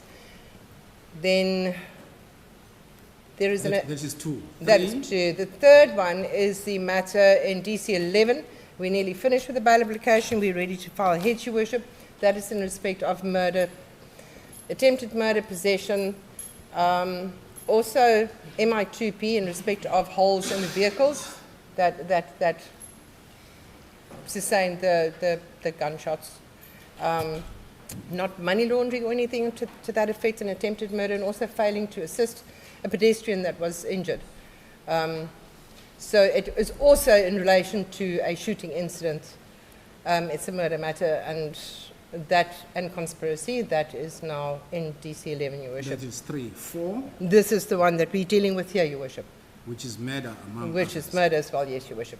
Now, the question that comes to mind is propensity Your Worship, or alleged propensity. yes, Your Worship, in this regard, we're sitting with an applicant that has no previous convictions, no pending cases. At his age, he walks in, the first matter he is arrested for, all link to all these matters. This is the Umlazi matter last year, April, Your Worship.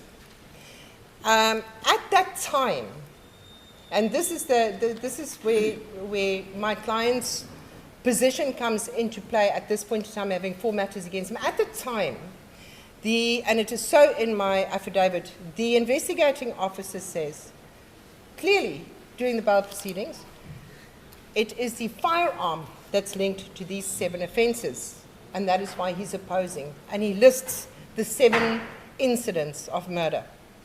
And the magistrate had said, so the applicant is linked to these 7 cases of murder, and Mr. Parbu then corrects her and said, no, Your Worship, the firearm. Yeah, but the question is still standing. Propensity. To be linked with violent crime where there is a loss of life. Yes, Your Worship, but that is where I'm saying that my client was then subsequently piecemeal arrested on all the other cases in that affidavit, where he was not linked to it. This is a roundup of usual suspects, Your Worship. There is nothing at this point in time that links my client to any of these matters. He's on bail on 2 of these matters. Ms. Gilling, how can you say that? Are you in possession of the statements? I'm not in the content of the docket? I'm not in possession of So it, Your how Worship. can you say there is nothing that links your client if you are not in possession of the content of the docket? We've dealt with the state's submissions on what they have against my client. And as much as the state can say they have a firearm that links my client, the state is, the defense is disputing that because we've addressed that firearm. And we said that firearm is not linked to this matter. And that firearm is not linked to my client. It was just that 7 persons were not in a home, not on a homestead, in a building at a tavern, arrested for those initial 2 firearms. 1, I don't know where that gentleman has gone to. 5 were released. 2 were then charged. And then they're saying my client is now linked with the firearm, with all the offences that is alleged to belong to the firearm. It is not so that it could say that my client has a propensity to commit crimes when all that is before court now is allegations that he's linked to a firearm that is linked to offences. That is all that's before court. It doesn't show that my client is a habitual criminal or there is a violent man, Your Worship. I'm not in a position to say that he is a habitual criminal. But the question that comes to my mind is a person who is alleged to be involved in 4 matters Sure. that are violent related, where there has been a loss of life, is the conclusion, prima facie, that he has a propensity of committing violent offenses or to be linked with violent offenses escapable? No, Your Worship, I would differ. I would say, had there been previous convictions, yes, then one would say you can conclude that the person might be a person that has a propensity to commit these crimes, but there's no convictions we're speaking of here. These matters, the evidence is not tested yet. All these 4 matters are Yes. before courts, And it all happened within 1 year. The arrests. Yes, Your Worship, that's but they correct. are all before courts. They are all before court, Your And Worship. in all 4, he is an accused person. That is correct, Your Worship. And you say propensity does not apply. It cannot possibly apply because he's not been convicted. To be arrested for an offence does not equate being suspected of being the person that committed it unless... The word in this context, propensity, is used in what context? Is it propensity to be convicted of offences, or is it propensity to commit crimes? What the question would be, what points towards a propensity to commit offences? To commit offences. Yes. Not to be convicted of offences. Yes, but what points to the propensity to commit offences is the amount of times that you have been convicted, found guilty of them, not the amount of times you've been rounded up with a whole bunch of people as a suspect. Why are we saying propensity to commit? Why are we not saying propensity to be convicted? Propensity to commit could never be deduced or presumed from arrests, Your Worship. It has to come from something factual. It has to come from convictions. You see, I'm not arguing the case for the state. I'm raising this question for my own benefit because at the end of the day, I'm the one who has to give judgment and I say understand. That's correct. there is or there is not. I don't know where the state is going to raise this point, but I'm raising it as an officer of the court. That here you are, 4 matters against you. Are we not having here the case of a propensity to commit offences? Then I'm expecting you to address me on that. Is there no propensity, or there is propensity? There could be no propensity unless the state is bringing something to the table that shows my client had committed these offences. There can't be a presumed propensity, Your Worship. Especially not in these circumstances. There are various cases that's coming in and out of this court and the courts around us that are now, and it's been televised, that are now linked with one another. The Chatsworth case is now said to have gone to, it's adjourned to 10 June to maybe be consolidated with this one. So, or another one. So at this point in time, the state is grappling, maybe, and the one in DC10, for which my client is on our bail as well, my learned friend had also indicated that is being adjourned to be consolidated with these other matters. So ultimately, perhaps a mistake was made affecting different arrests for various leads, making it appear as if there are 4, 5, 6 different cases, different persons for each case, where it should have been one arrest in one case. That's the only reason I can prefer to court of why my client is now sitting with 4 pending matters, because I've already been told DC10's murder matter is going to be consolidated with this matter. Chatsworth matter is going to be consolidated with this matter. So then in that instance, it is not applicable now, but that then falls away, and it's just all one matter. So in essence, I can't say, unless my client is convicted or carries previous convictions, the presumption or the presumption of propensity cannot be said to be applicable here if there's arrests. Arrests are not going to point to guilt in this matter. They are confusing the matters as well, Your Worship. I get confused when I sit in DC10 and my learned friend said to me, we're consolidating this one with the other matter. I'm saying, on what basis? And they won't disclose the basis either, Your Worship. No, we can argue about this until cows come home. That is correct, Your But Worship. the question that comes, that boils down is it propensity to commit offences, or is it propensity to be convicted of offences? Yeah, there's neither, Your Worship. There's no propensity to commit offences. There's nothing before court. Is it propensity to be convicted of offences? It's a propensity to be, in essence, my client's dad was a taxi owner, and he passed away. So I think it's a propensity to be rounded up as the usual suspect when taxi violence happens, and not all of them, and actually quite a few, do not land up at trial, Your Worship. More often than not, charges are withdrawn against half, more are added. So I would rather say it's propensity to be rounded up as the usual suspects when there's violence in that area. But it's not a propensity to commit offences, Your Worship. And I read your founding affidavit some time ago. I did not have time to revisit it again lately. Exhibit C, Your C. Worship. Yes. Am I understanding you to say that there is the state case against your client is weak? That He is correct, also Your going to be applying for discharge in terms of Section 174? No, most certainly not a submission in my papers that my client will be asking for a discharge in terms of Section 174, but during trial. But my submission is it's weak, it's exceptionally weak, and there are further considerations in my founding affidavit saying that the High Court has already considered this matter. It saw the affidavit of Mr. Padbu. It saw the record. It knows about this. My client has been released on bail on 7 matters. On the founding affidavit, there's the High Court order. Attached to that is the record. The exhibits is my client's affidavit, the founding affidavit of the investigating officer. And that founding affidavit clearly says there's 7 other cases, and the High Court yet still granted my client bail on appeal. That's not where I'm going. Where I'm going is, am I understanding you to say that there is a weak state case against your client when he is alleged to have been found in possession of a murder weapon a few months after the murder was committed? Yes, Your Worship. It It's a is weak most case. certainly my submission.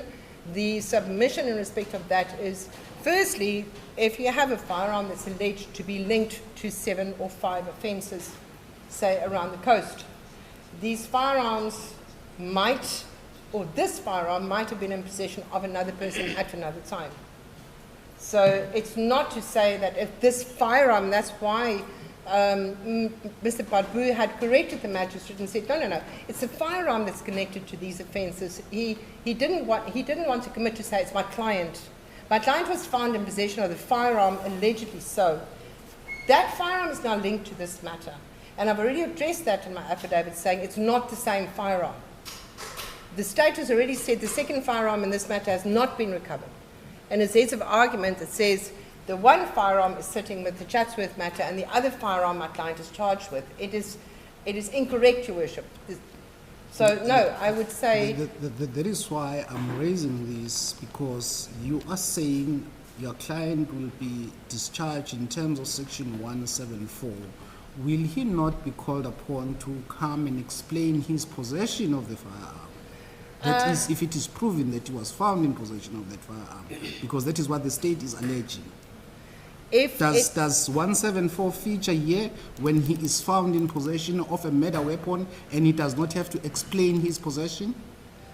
Your Worship, in essence, maybe a Section 174 discharge, that's upon that minimum evidence upon which a reasonable court could convict and put him on the back foot in case he incriminates himself.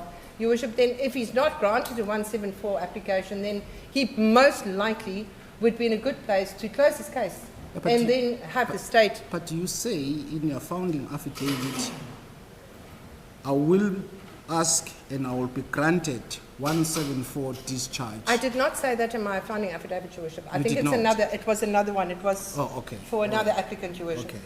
So I are you wouldn't push it that prepared far. to concede that he may have to explain his possession? Because he might- it's not in all murder cases where a murder weapon is recovered and found. That is correct, Your Worship. Yes. So if you are found in possession of a murder weapon, you need to explain your possession. And the doctrine of recent possession also come into play, is it not so? Yes, that would be correct. But I was not the person, and my client was not the person that alleged. I think it was my learned friend, Mr. Nglocha's affidavit that said that he will be granted a discharge. I did not allege that in my affidavit. But while the court had asked me that, I had said, I was sort of caught off guard, Your Worship. That was one of my submissions, my client's submissions. Okay. Any further questions from the court, Your No, Worship? no. Anything further you wish to say? Nothing further, thank you, You're Your not an accused, you're not a witness. I'm just asking you to assist me, clarify some points. No, thank you, Your Worship. The court had me sweating bullets. No further submissions. Thank you, Your Worship. Thank you. Mr. Jurgensen, it's 10 to 1. Will you be done in 10 minutes? Excuse me, I may be done in 10 minutes, but your worship may not be done with me in 10 minutes. Clarifying some of the things that I've seen you jotting down already, the points that came out during the submissions by Mr. Mlojwa. Very well, So sir. will this not therefore be an opportune time to adjourn for lunch break and maybe take a shorter lunch and come back earlier so that you will not be interrupted and I will not be interrupted as well? I'm completely in your worship's hands, it's your worship's court. With the permission of everyone involved, I propose that we adjourn for lunch now so that we start at 2 o'clock and continue because Mr. Jurgensen is the last person on the applicant side and then we can hear the state's case. That will also afford me the opportunity to look at the state's heads so that I can also engage them.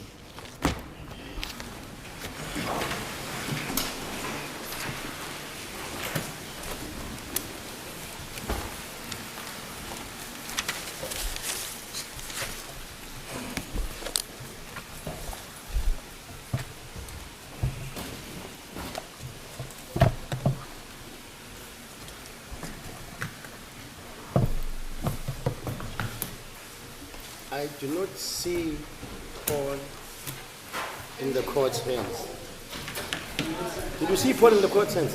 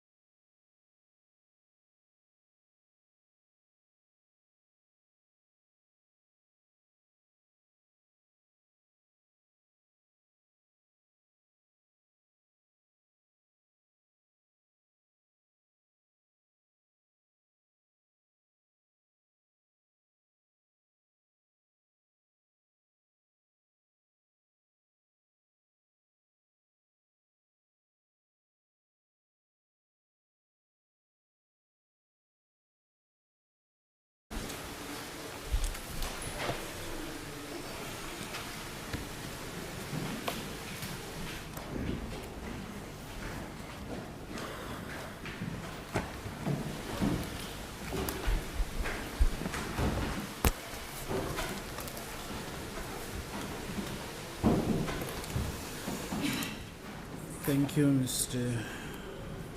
Jefferson. May I ask first, as a matter of housekeeping, that Your Worship accept the heads of argument on behalf of applicant number 4. I'm told it will be Exhibit Q.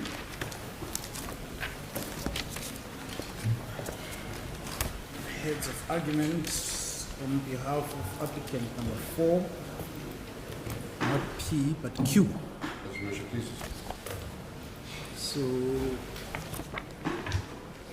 applicant 3's heads of argument were accepted as Exhibit P, but applicant 4's heads of argument are accepted and recorded as Exhibit Q.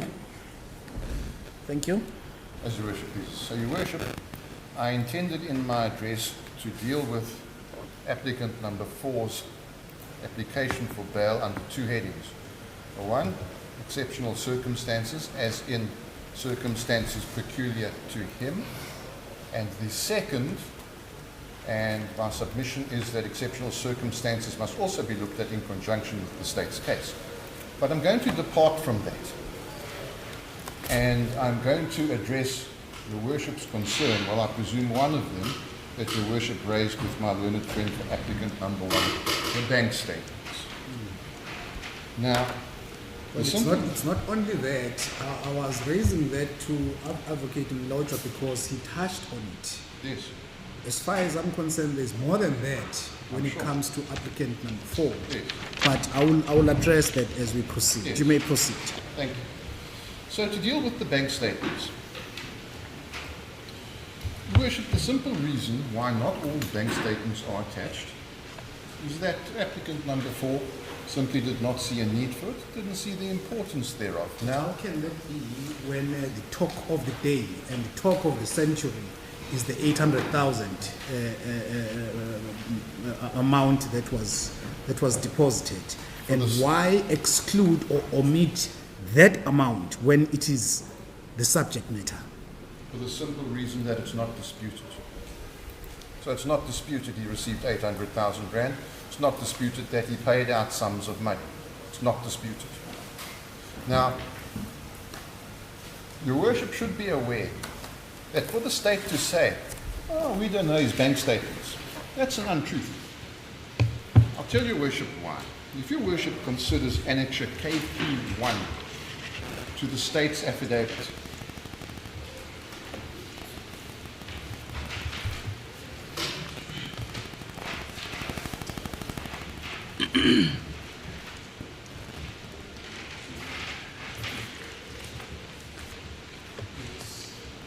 Your Worship will note it's a collation drawn up presumably by the investigating officer. Now, he could only but have drawn up that collation if he had access to the applicant's bank statements and bank accounts. That's the first point. The second point is easy to subpoena them, and he could have done so. But, Your Worship, it's rather disingenuous of the state to say, This is the applicant's case. Yes. He is the applicant in this matter.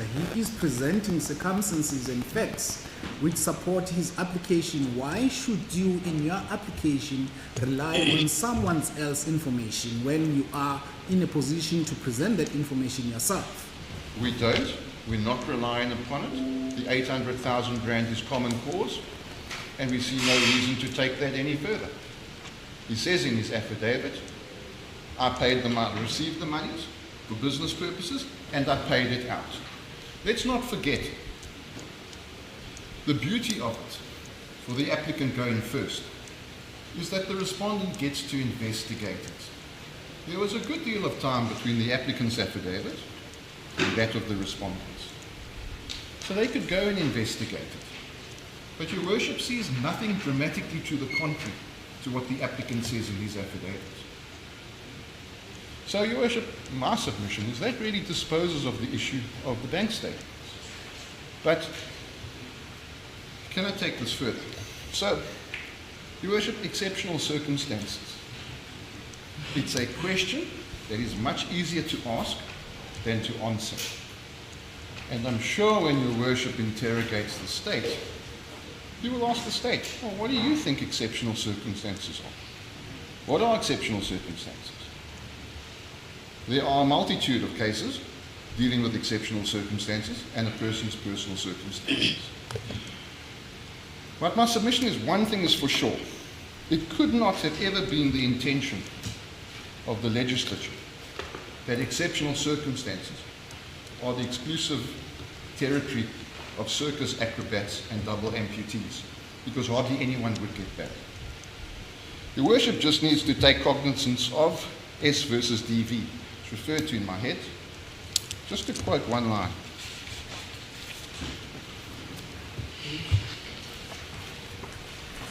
Your Worship, it is page 5, paragraph 23.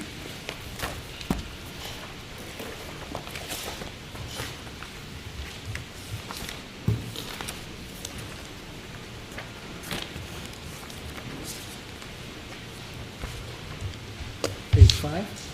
Paragraph 23, Your Worship. Page 5 is paragraph 12 to 14. My heads of argument, Your Worship, is page 5, paragraph 23.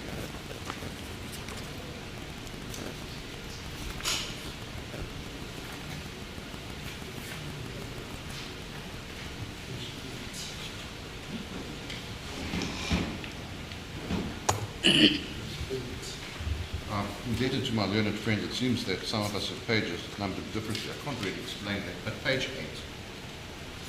Page 8. Page That 8. is where paragraph 23 is.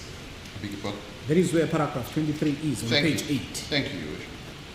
So if Your Worship looks at the second paragraph of the quotation from S versus DV, it would be futile to attempt to provide a list of possibilities which will constitute such exceptional circumstances. To incarcerate an innocent person for an offence which he did not commit could also be viewed as exceptional. So that then, Your Worship, takes me to applicant number 4's personal circumstances. Let's start with his arrest. The police raided his house. He wasn't there. Contact was made with his attorney. He surrendered himself the next day. He was supposed to have been at the police station 9 a.m. He arrived in the afternoon. Not the actions of someone who wants to run away and evade arrest. That also would not have been in the mind of the police, because I recall from the states found in affidavit that his home was under surveillance, and I think somewhere in that affidavit they say one of the team even spoke to him. Now, if he was a flight risk and he was going to run away, one must wonder why that member of the team didn't arrest him then and there. But be that as it may, he surrendered himself to the police. So now let's look at his personal circumstances. He has 2 wives, living in 2 different residences. One residence is rented, and he himself lives in the house with, let's call it, his first wife, the doctor. And that house is the subject of a bond in the wife's name. So my submission is, he has a permanent address, no indication of him living elsewhere. And then he's got business interests that derive his income. He has children who attend local schools. My submission is that he is grounded in the area of jurisdiction of this court. Now we look at the offence. The problem is, Your Worship, in a bail application, as Your Worship knows, we're not entitled to the statements in the docket. We have to rely on the candour and transparency of the investigating officer. So let's analyse what he says in respect of accused applicant number 4. But bearing in mind, as Your Worship said, this is not the trial court. So we don't have to answer each and every contradiction, each and every little thing, because as Your Worship said, it's not the trial court. However, let's deal with the 800,000 rand. Common cause, he received the 800,000 rand. He informed the court via his affidavit where he got it from. Affidavit. Why does Your Worship say that? because the source, safe to say that from a reputable company, it does not state who the company is. Very well, Your Worship. Let's not forget that the state had the ability to follow the trail of the money. And in fact, they did. But again, he is the applicant. He is supplying the information Yes, Your Worship. for that information Correct. to assist his application. Except in this instance, it is perfected by the state's investigation. So the state has unwittingly corroborated what he's had to say. He said that he got it from a reputable company. The state has then informed the court that the payor was Mfundu Gaba through one of his companies. Now, the last time I looked, if you pay, as the state has alleged, for a hit, you are as equally guilty as the person who receives the payment for the hit. But the payor is not amongst these accused. It was raised on the last occasion, still not arrested. Why could that be? The state categorically said number 4 was paid 800,000 rand for a hit. They know who paid the money, but is not arrested.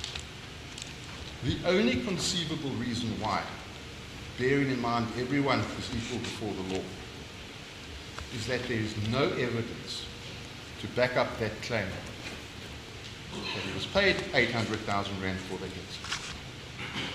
There's no other explanation for it. By virtue of the fact that the police do not arrest the payor, in fact the payor releases a press release that confirms what applicant number 4 says.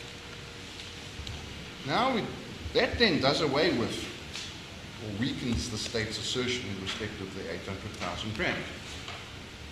So now all we have is applicant number 4 receiving 800,000 rand in the course of business. He says it's in the course of business. The state investigates. They can't find anything to suggest it's not. The only complaint is, well, how do we know he got value for it? No indication of value. Now, the simple fact of the matter is, as Your Worship sits here, and Your Worship knows, having been on the bench many times, the state doesn't have an automatic, a more beneficial route for the court to believe than an applicant does. Both sides are equal before Your Worship, notwithstanding the applicant as the owners. The discharge and the balance of probabilities. So that deals with the money. Now we can interrogate that all we want, but as Your Worship has said, this isn't the trial. The second factors are the motor vehicles and the cell phone. Now, what the state does is they only present a small fraction to the court. And they say he hired the Polo, he hired the BMW for purposes of the hit. Not so. Vehicles were hired before that. And before he changed to those vehicles, other vehicles were hired. But that is not put before Your Worship. And in fact, it's not significantly gainsaid either. So that explains really the motor vehicles. Then the remaining issue, break it down, is the cell phone. And they say the cell phone puts him in the vicinity. But they don't tell Your Worship what the vicinity means. They don't tell Your Worship what the range of the vicinity is. As we are here in this court, could it extend as far as North Beach? Could it extend to the entrance of the court? Could it extend to the door of this court? You aren't told, sir. The state does not take the court into its confidence. So, what do we have? We have 800,000 rand, and the businessman says, I paid him the 800,000 rand for business purposes. And that businessman is not arrested. We don't have a shooter amongst them. We have an extradition process in another country where they are trying to bring back two accused and to link them. And with all due respect, the NPA doesn't have a good record with extradition. So where does that leave this case? My submission to Your Worship is the following. One of the criteria, and I do not hang my hat solely on this criteria, but one of the criteria is if you can demonstrate on the balance of probabilities that you would be acquitted. And I would submit to Your Worship, if this is the evidence, and Your Worship is confined to this evidence, not what might happen, this bail application and Your Worship's ruling is confined by a snapshot in time. And that's the evidence that we have now that both sides have put before Your Worship. And on this evidence, I would submit accused 4 will not be convicted. Whether he's put on his defense or not, well, that's another discussion. 174 closing the case, be that as it may. But as I've said to Your Worship, I do not hang my hat solely on that. My understanding of exceptional circumstances are you can take particulars that are particular to the applicant, and you can look at that in conjunction with the evidence against him. And when you put both of these in the basket, so to speak, it allows a court to make a determination on exceptional circumstances. And it doesn't have to be specifically restricted to either the state case or the applicant's case. So, Your Worship, in a nutshell, those are my submissions. But once again, as Your Worship has said, this isn't the trial. So, Your Worship, subject to my reply to my learned friend, and of course, subject to Your Worship has indicated many concerns, that is my address. Yes, I've got a few questions. Yes. Or rather concerns, not Yes. questions, because you are not a witness, so you are not an accused. But please assist me, because I've got these concerns. Yes, Your Worship. In his founding affidavit, applicant 4, paragraph 47, if I'm not mistaken,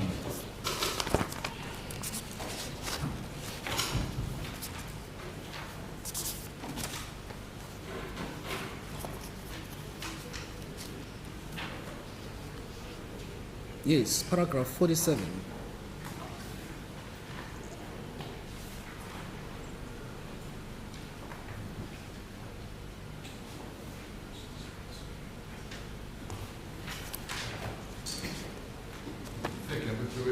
Yes, and if one reads that together with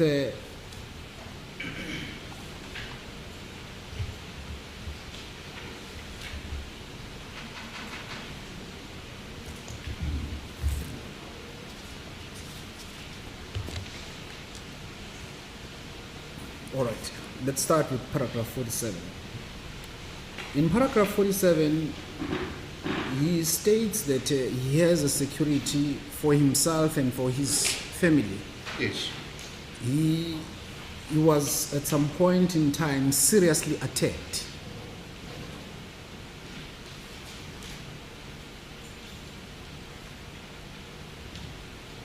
Is he safe? Yes, Your Worship. There is no indication that he's not. He simply explains. Company or security? He simply explains what happened to him in the past and how he came to use the services of other individuals. The state does not say any degree of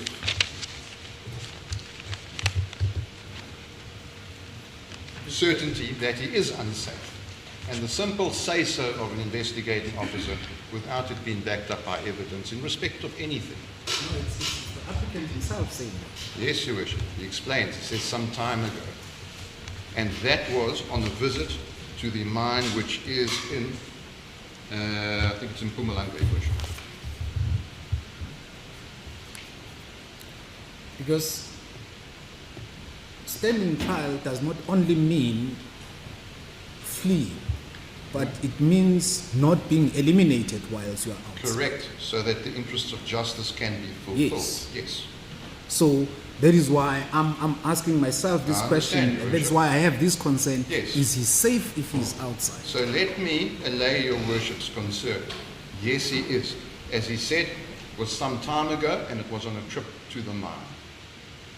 Let us not lose sight with respect to worship that the court is always open to or can impose conditions.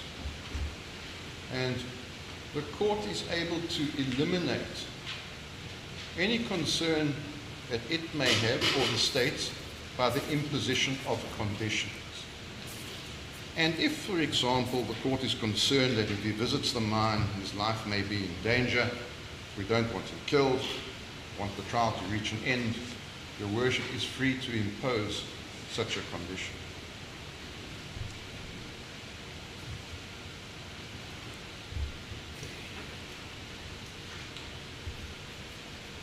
Paragraph 57 of his affidavit.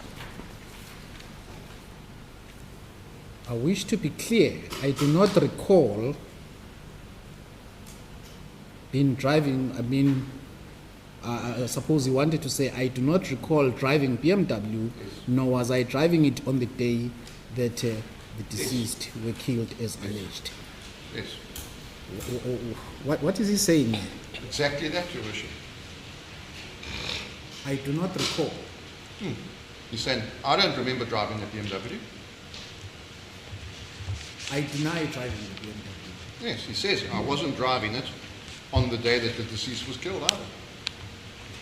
But now, of course, the question is, your worship, as your worship has mentioned, how far do we interrogate the evidence? And this is not the trial. This is bail. Well, it's relevant to ask this question in light of the allegations. He does not say in no uncertain terms, I deny driving. I do not recall. There is a difference. If I understand correctly, I deny driving the BMW on the day in question, Yes. as opposed to I do not recall. I do not recall driving the BMW. Well, Is there a difference or not? If your worship will allow me to break it down. Yes. The day that the deceased is killed, that's a day that generally an individual will recall more readily than an ordinary day some time ago when asked later on, what did you do on Thursday the 20th of April? I couldn't tell your worship if you asked me. So I think that paragraph needs to be read in that light. But once again, your worship, how far do we go into the merits of the state case against an accused in a bail application when this isn't a trial? Yes, I agree with you. I agree with you, but the concerns have to be raised and interrogated, because if he took the stand, he was giving viva voce evidence. He would have been cross-examined and he would have accounted. But in this case, we are faced with an affidavit which cannot be cross-examined. Absolutely, your worship. And the investigating officer would have been cross-examined all day. Exactly. You say 800,000 rand was paid for a hit, but you don't arrest the person who paid the 800,000 rand. Why not? But It cuts both ways. right now, we're not talking about the investigating officer. We're No, talking you- about the applicant number 4. Let's wait until we get to the investigating officer. Your worship, please. Yes. Let's wait until we get to the investigating officer and ask those questions to the investigating officer. Thank you. Right now, we're talking of Yes. of the applicant in this case, who bears the duty to show on the balance of probabilities. Yes. Exceptional circumstances. So let's not jump to the investigating officer as yet.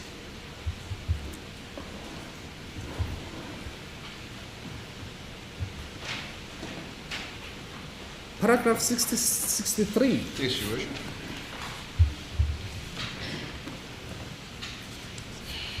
The state alleges that applicant number 4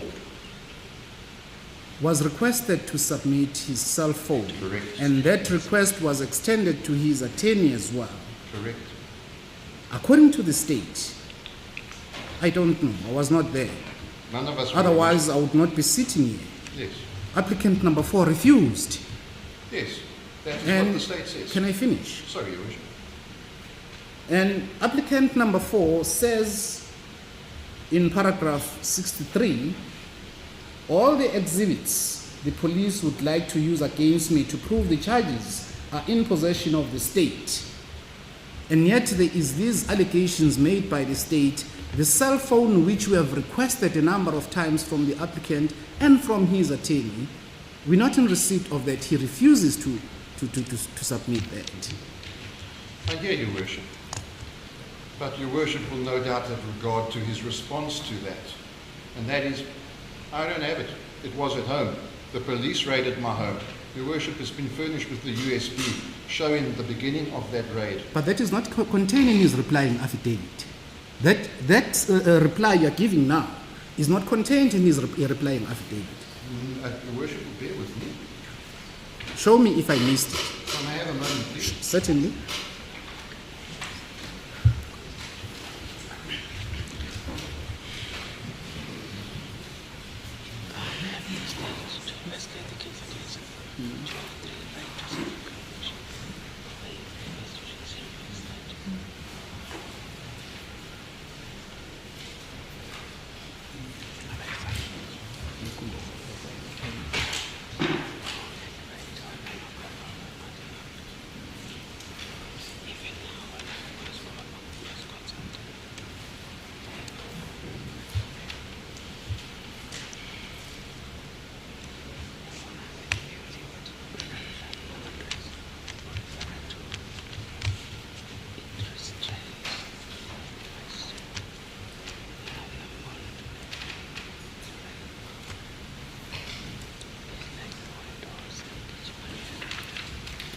Replying affidavit. That is exhibit M, Page 10, Your Worship. page 10.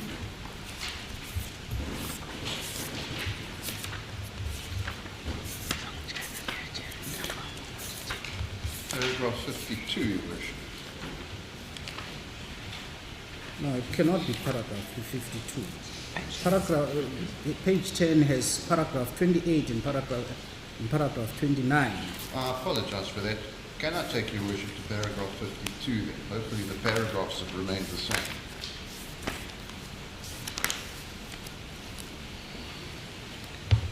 To ensure that Your Worship and I are on the same page, literally, Yes, it's the it's paragraph that paragraph says much is made. Page 17. Thank you, Your Worship. Yes, thank you very much. I missed that. As And Your it Worship is stated here, accounted, much is made of the alleged failure to hand my cell phone to the police. This is untrue. Yes, no, that is accounted for. As Your Worship, please. Thank you for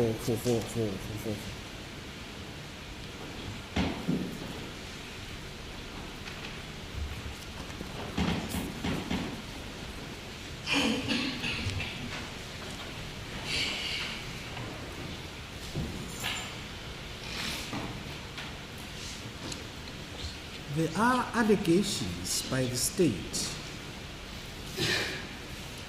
that applicant 4 was the coordinator Yes, of the hit yes, man. yes, He was the mastermind. yes. That suggests, or the suggestion by the state is that this was the work of a gang. I've read that, Your Worship. Yes. Now, if that is true, I'm not saying it is true, it is an allegation, will that not cause a stir in the public? If No, it's Your Worship. released? Firstly, it's an allegation that has been denied by the applicant. Secondly, it's always been my submission that there is no one more optimistic than an investigating officer or a prosecutor. So no, that allegation is denied. Furthermore, there's no evidence, not a bit of evidence put before Your Worship to indicate that if Your Worship, for example, granted bail, there would be a public outcry. There is nothing. No evidence. only a submission, not based on anything factual.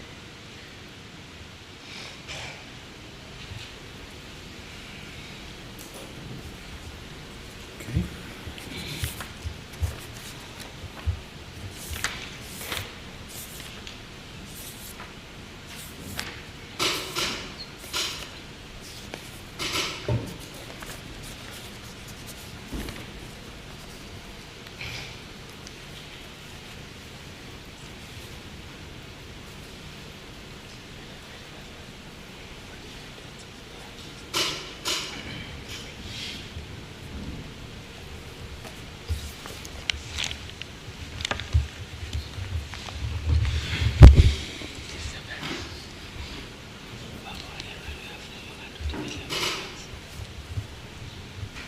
On his replying affidavit, applicant number 4 state among others that the state case is just a conjecture. Yes. And there is no substance in the state case. Now, my question is, there is evidence in the affidavit by Pillay that he was found in possession of the witness statement, the original witness statement in his vehicle, the car behold, the witnesses that were to testify about the vehicles. The BMW, when it was taken by the police for It's investigation. two witness statements. I'm not looking at Pillay's statement right now, but there are two witnesses whose statements were found in his vehicle's cabby hole. Yes. Now the question that begs is, what are the state's witnesses' statement doing in his possession or in his cabby hole? Well, Your Worship will recall that the BMW was taken by the police, was taken from a third party. Obviously, accused number 4 is then has to then explain, well, you had the BMW, it was taken from these people or taken from investigation. So I would submit there is nothing unnatural in trying to get to the bottom of it. And in fact, if anything, it indicates a tendency to want to cooperate with the police. But wait a minute. Let's look at Pillay's affidavit. I'm not saying he is telling the gospel truth. Whatever he's saying is true. But let's read and understand it. Witnesses XY approached me and asked for their statements. At the time, I did not know why they wanted their statements. It's only later on that I learned that they asked for their statement from me because such statements were demanded and asked for by applicant number 4. Yes. That is what Pillay is saying. Yes. Whether he is truthful in saying so or he is making up the case, I don't know. But that is what is contained in his affidavit. So if it is true, what is it? Well, Your Worship, I'm not in a position to argue, make out an argument based on the investigating officer telling the truth when our affidavit says something different. But you had an opportunity, if I say you, I mean you on behalf of applicant number 4, you had an opportunity to reply. Did you reply to that? If you did, take me to that particular paragraph. Bear with me.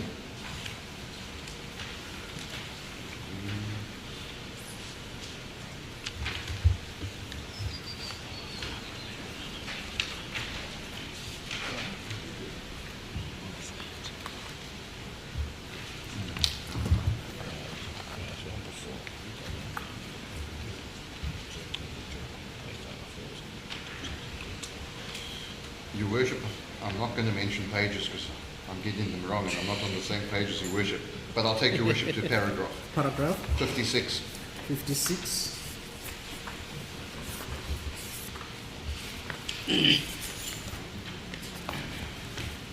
Now, while we're in that, on that paragraph, Your Worship, my instructing attorney, it's not the attorney, made mention of them. Different attorney. Sorry, you say it's paragraph 56. 56, Your Worship. Paragraph 56, and it starts, the heading is Ad Para 234.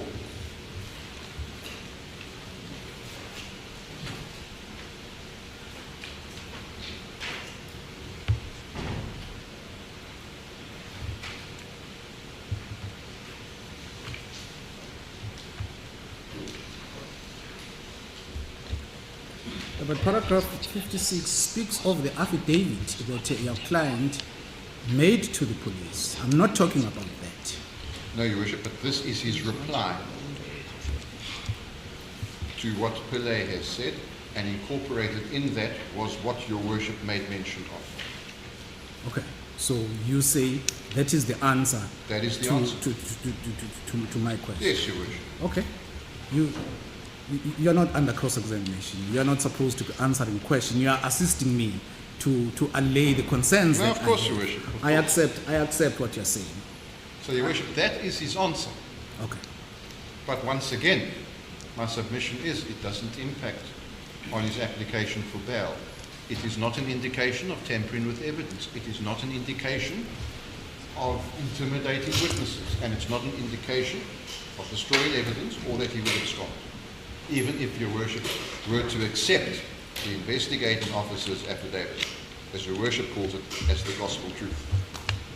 No, but wait a minute. Yes. Since when is a suspect entitled to witness statement? Well, Your Worship, under circumstances. Before those statements are given to him by the state. But he wasn't a suspect then. I beg your pardon? He wasn't a suspect then. We're not talking about statements from this docket, Your Worship.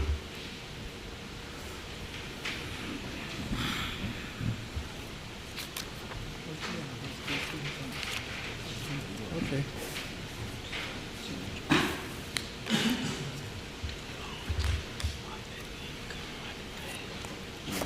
One other thing that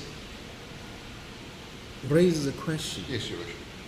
is the allegation by the state that his cell phone places him at the airport.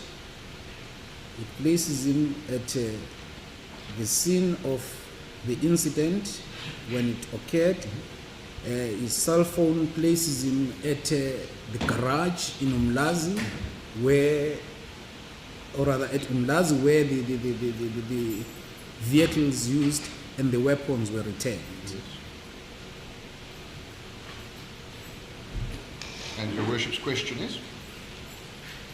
Does he address that Yes, he in does. his reply? Yes, he does. Okay, assist me. So,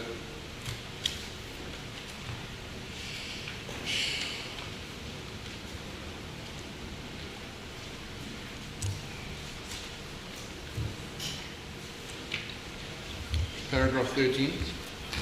Is this now his reply affidavit? Correct, Your Worship. Paragraph 13. In fact, 13 and 14. Yes. I think we work better if we speak of paragraphs than pages. Yes, indeed, Your Worship.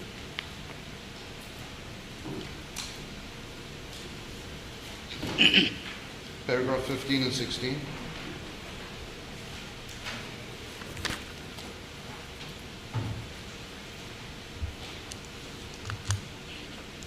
Paragraph 20 and 21. Paragraph 22.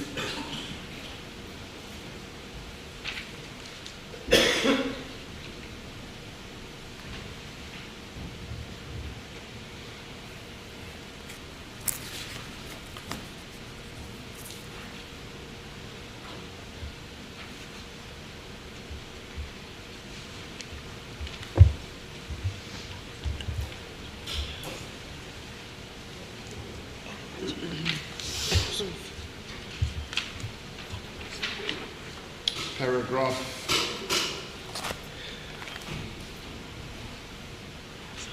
41.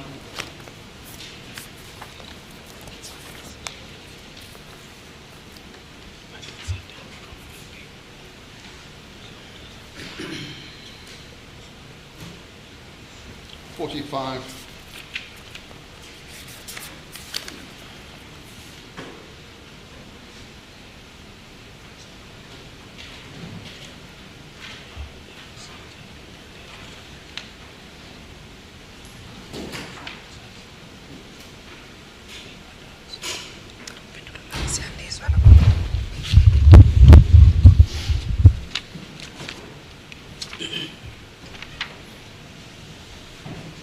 I think that is all, Your Worship. Thank you.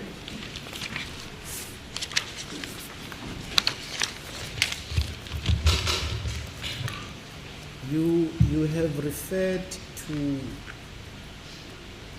I think, KP1 of Pillai's. Yes, Your Worship.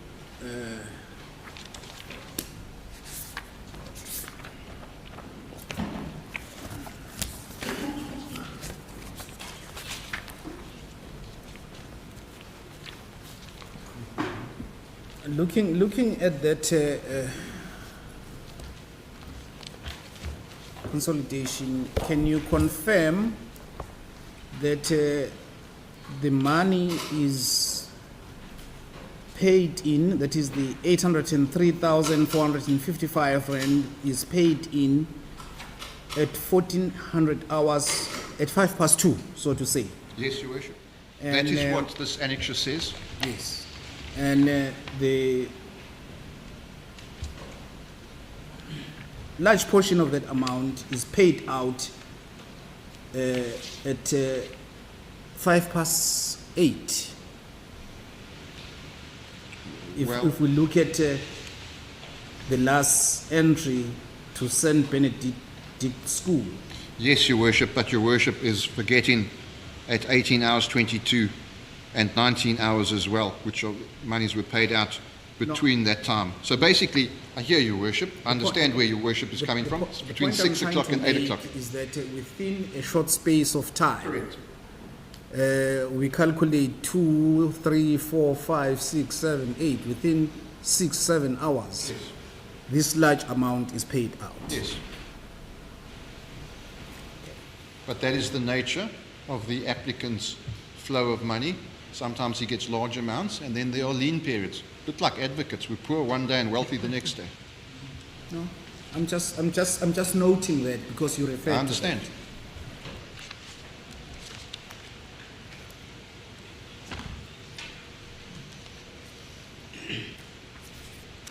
I think this is all I have. Thank you very much. As Your Worship pleases. Thank you.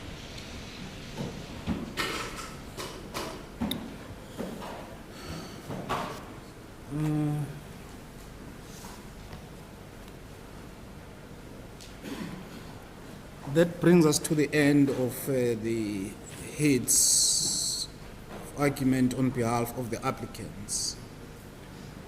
Now we have to invite the state, and I've already stated I could only get the hard copies or have a look at the heads by the state this morning, and the font is very small. One cannot quickly go through it.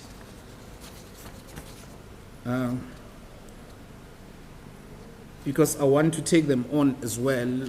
There are a number of things that I would like them to explain to me and assist me. So I may not be forthcoming as I should be, but I will try my best. Mr. Kaba.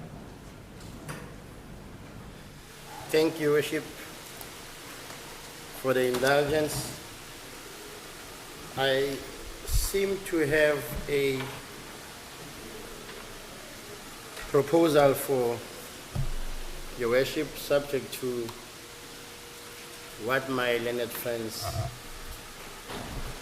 say. Without getting into the merits of the reasons, there were several exchanges of emails between the 19th of April up until yesterday, relating to the delays in why the state could not file their heads on time. inclusive of the fact that some of my learned friends were of the view that I was not supposed to see the heads, they were only for your eyes. The record will then reflect that we were delayed, or the delay in submitting our heads was occasioned by the misunderstanding in between the parties, as well as the fact that we only received the last heads of one of the applicants at 5 o'clock in the morning yesterday. That made us to file, and the parties have been kept abreast as to why there is a delay. In all fairness to the applicants, if the matter may be enrolled to allow your worship to properly study the heads of the argument, whereby I would be saying to the court, paragraph so and so is saying the following, in the context in which the court must understand those heads but not be proper if the court have not studied the entire heads of argument. However, that is one request. Insofar as how I was thinking of approaching my submissions, one was to first reply on what has been said today before I go to my heads of argument.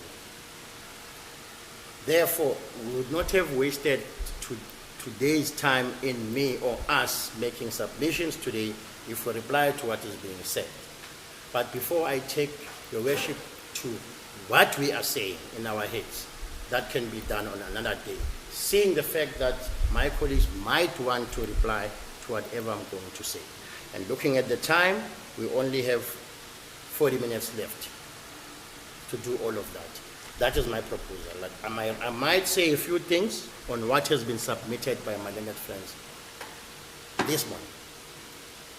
And then insofar as what the state thinks should happen, we can leave that to another day where the court has had time to study the heads of argument and also to allow my learned friends to reply to whatever I might say. That is a proposal, subject to what my learned friends are saying. You know, we started with this bail application on the 14th of March. We are now into May. Bail applications are supposed to be urgent and supposed to be disposed of as soon as it is possible. But we have taken almost 2 months because of the availability of your good selves. Next week, I'm not available the whole of next week. I'm involved in something else that will take me the whole week from Monday to Friday. I hear what you're saying, but that is the problem. Unless if we were to say the matter is rolled over until tomorrow, then I can make a few phone calls to say that where I'm supposed to be tomorrow, I will not be, but hear these arguments. I don't know, I see most of you are nodding. I don't know whether tomorrow sounds good to most of you.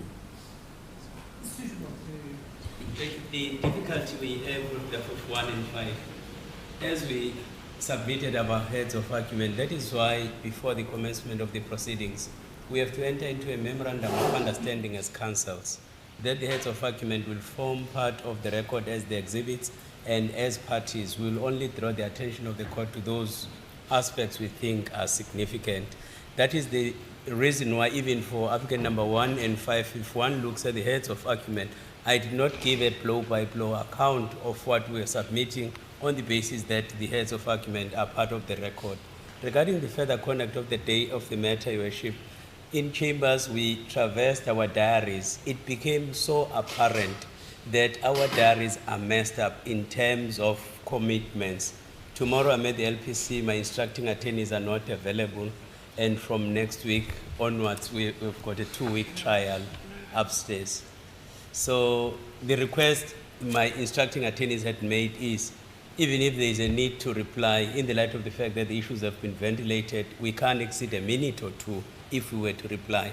That is why this morning I was instructed that not to go to the heads of argument, blow by blow so as to accommodate all the parties in the matter, at least today, to conclude our submissions. I fully understand the predicament my colleague for the state is having to, but the issue is the diary, and as already the court has indicated, otherwise we would have come this morning and requested a postponement on the basis that the heads of argument from the state were received late, but we never made noise because we all wanted the matter to keep the ball rolling. Yeah, maybe I had so many questions and I was too talkative. But this is bail application and the proceedings are inquisitorial, so I had to ask these questions. Now, so you are not available tomorrow? Your Worship, maybe if the matter can be stood down so that I can also make a call, and maybe for 5 minutes. And Yeah. Ms. Gilling has indicated she's available. Mr. Jacobson? Worship, I can make myself available. I think it is in the interests of justice that Your Worship have sufficient time to properly consider the state's submissions so that Your Worship, if needs be, may be able to interrogate them properly.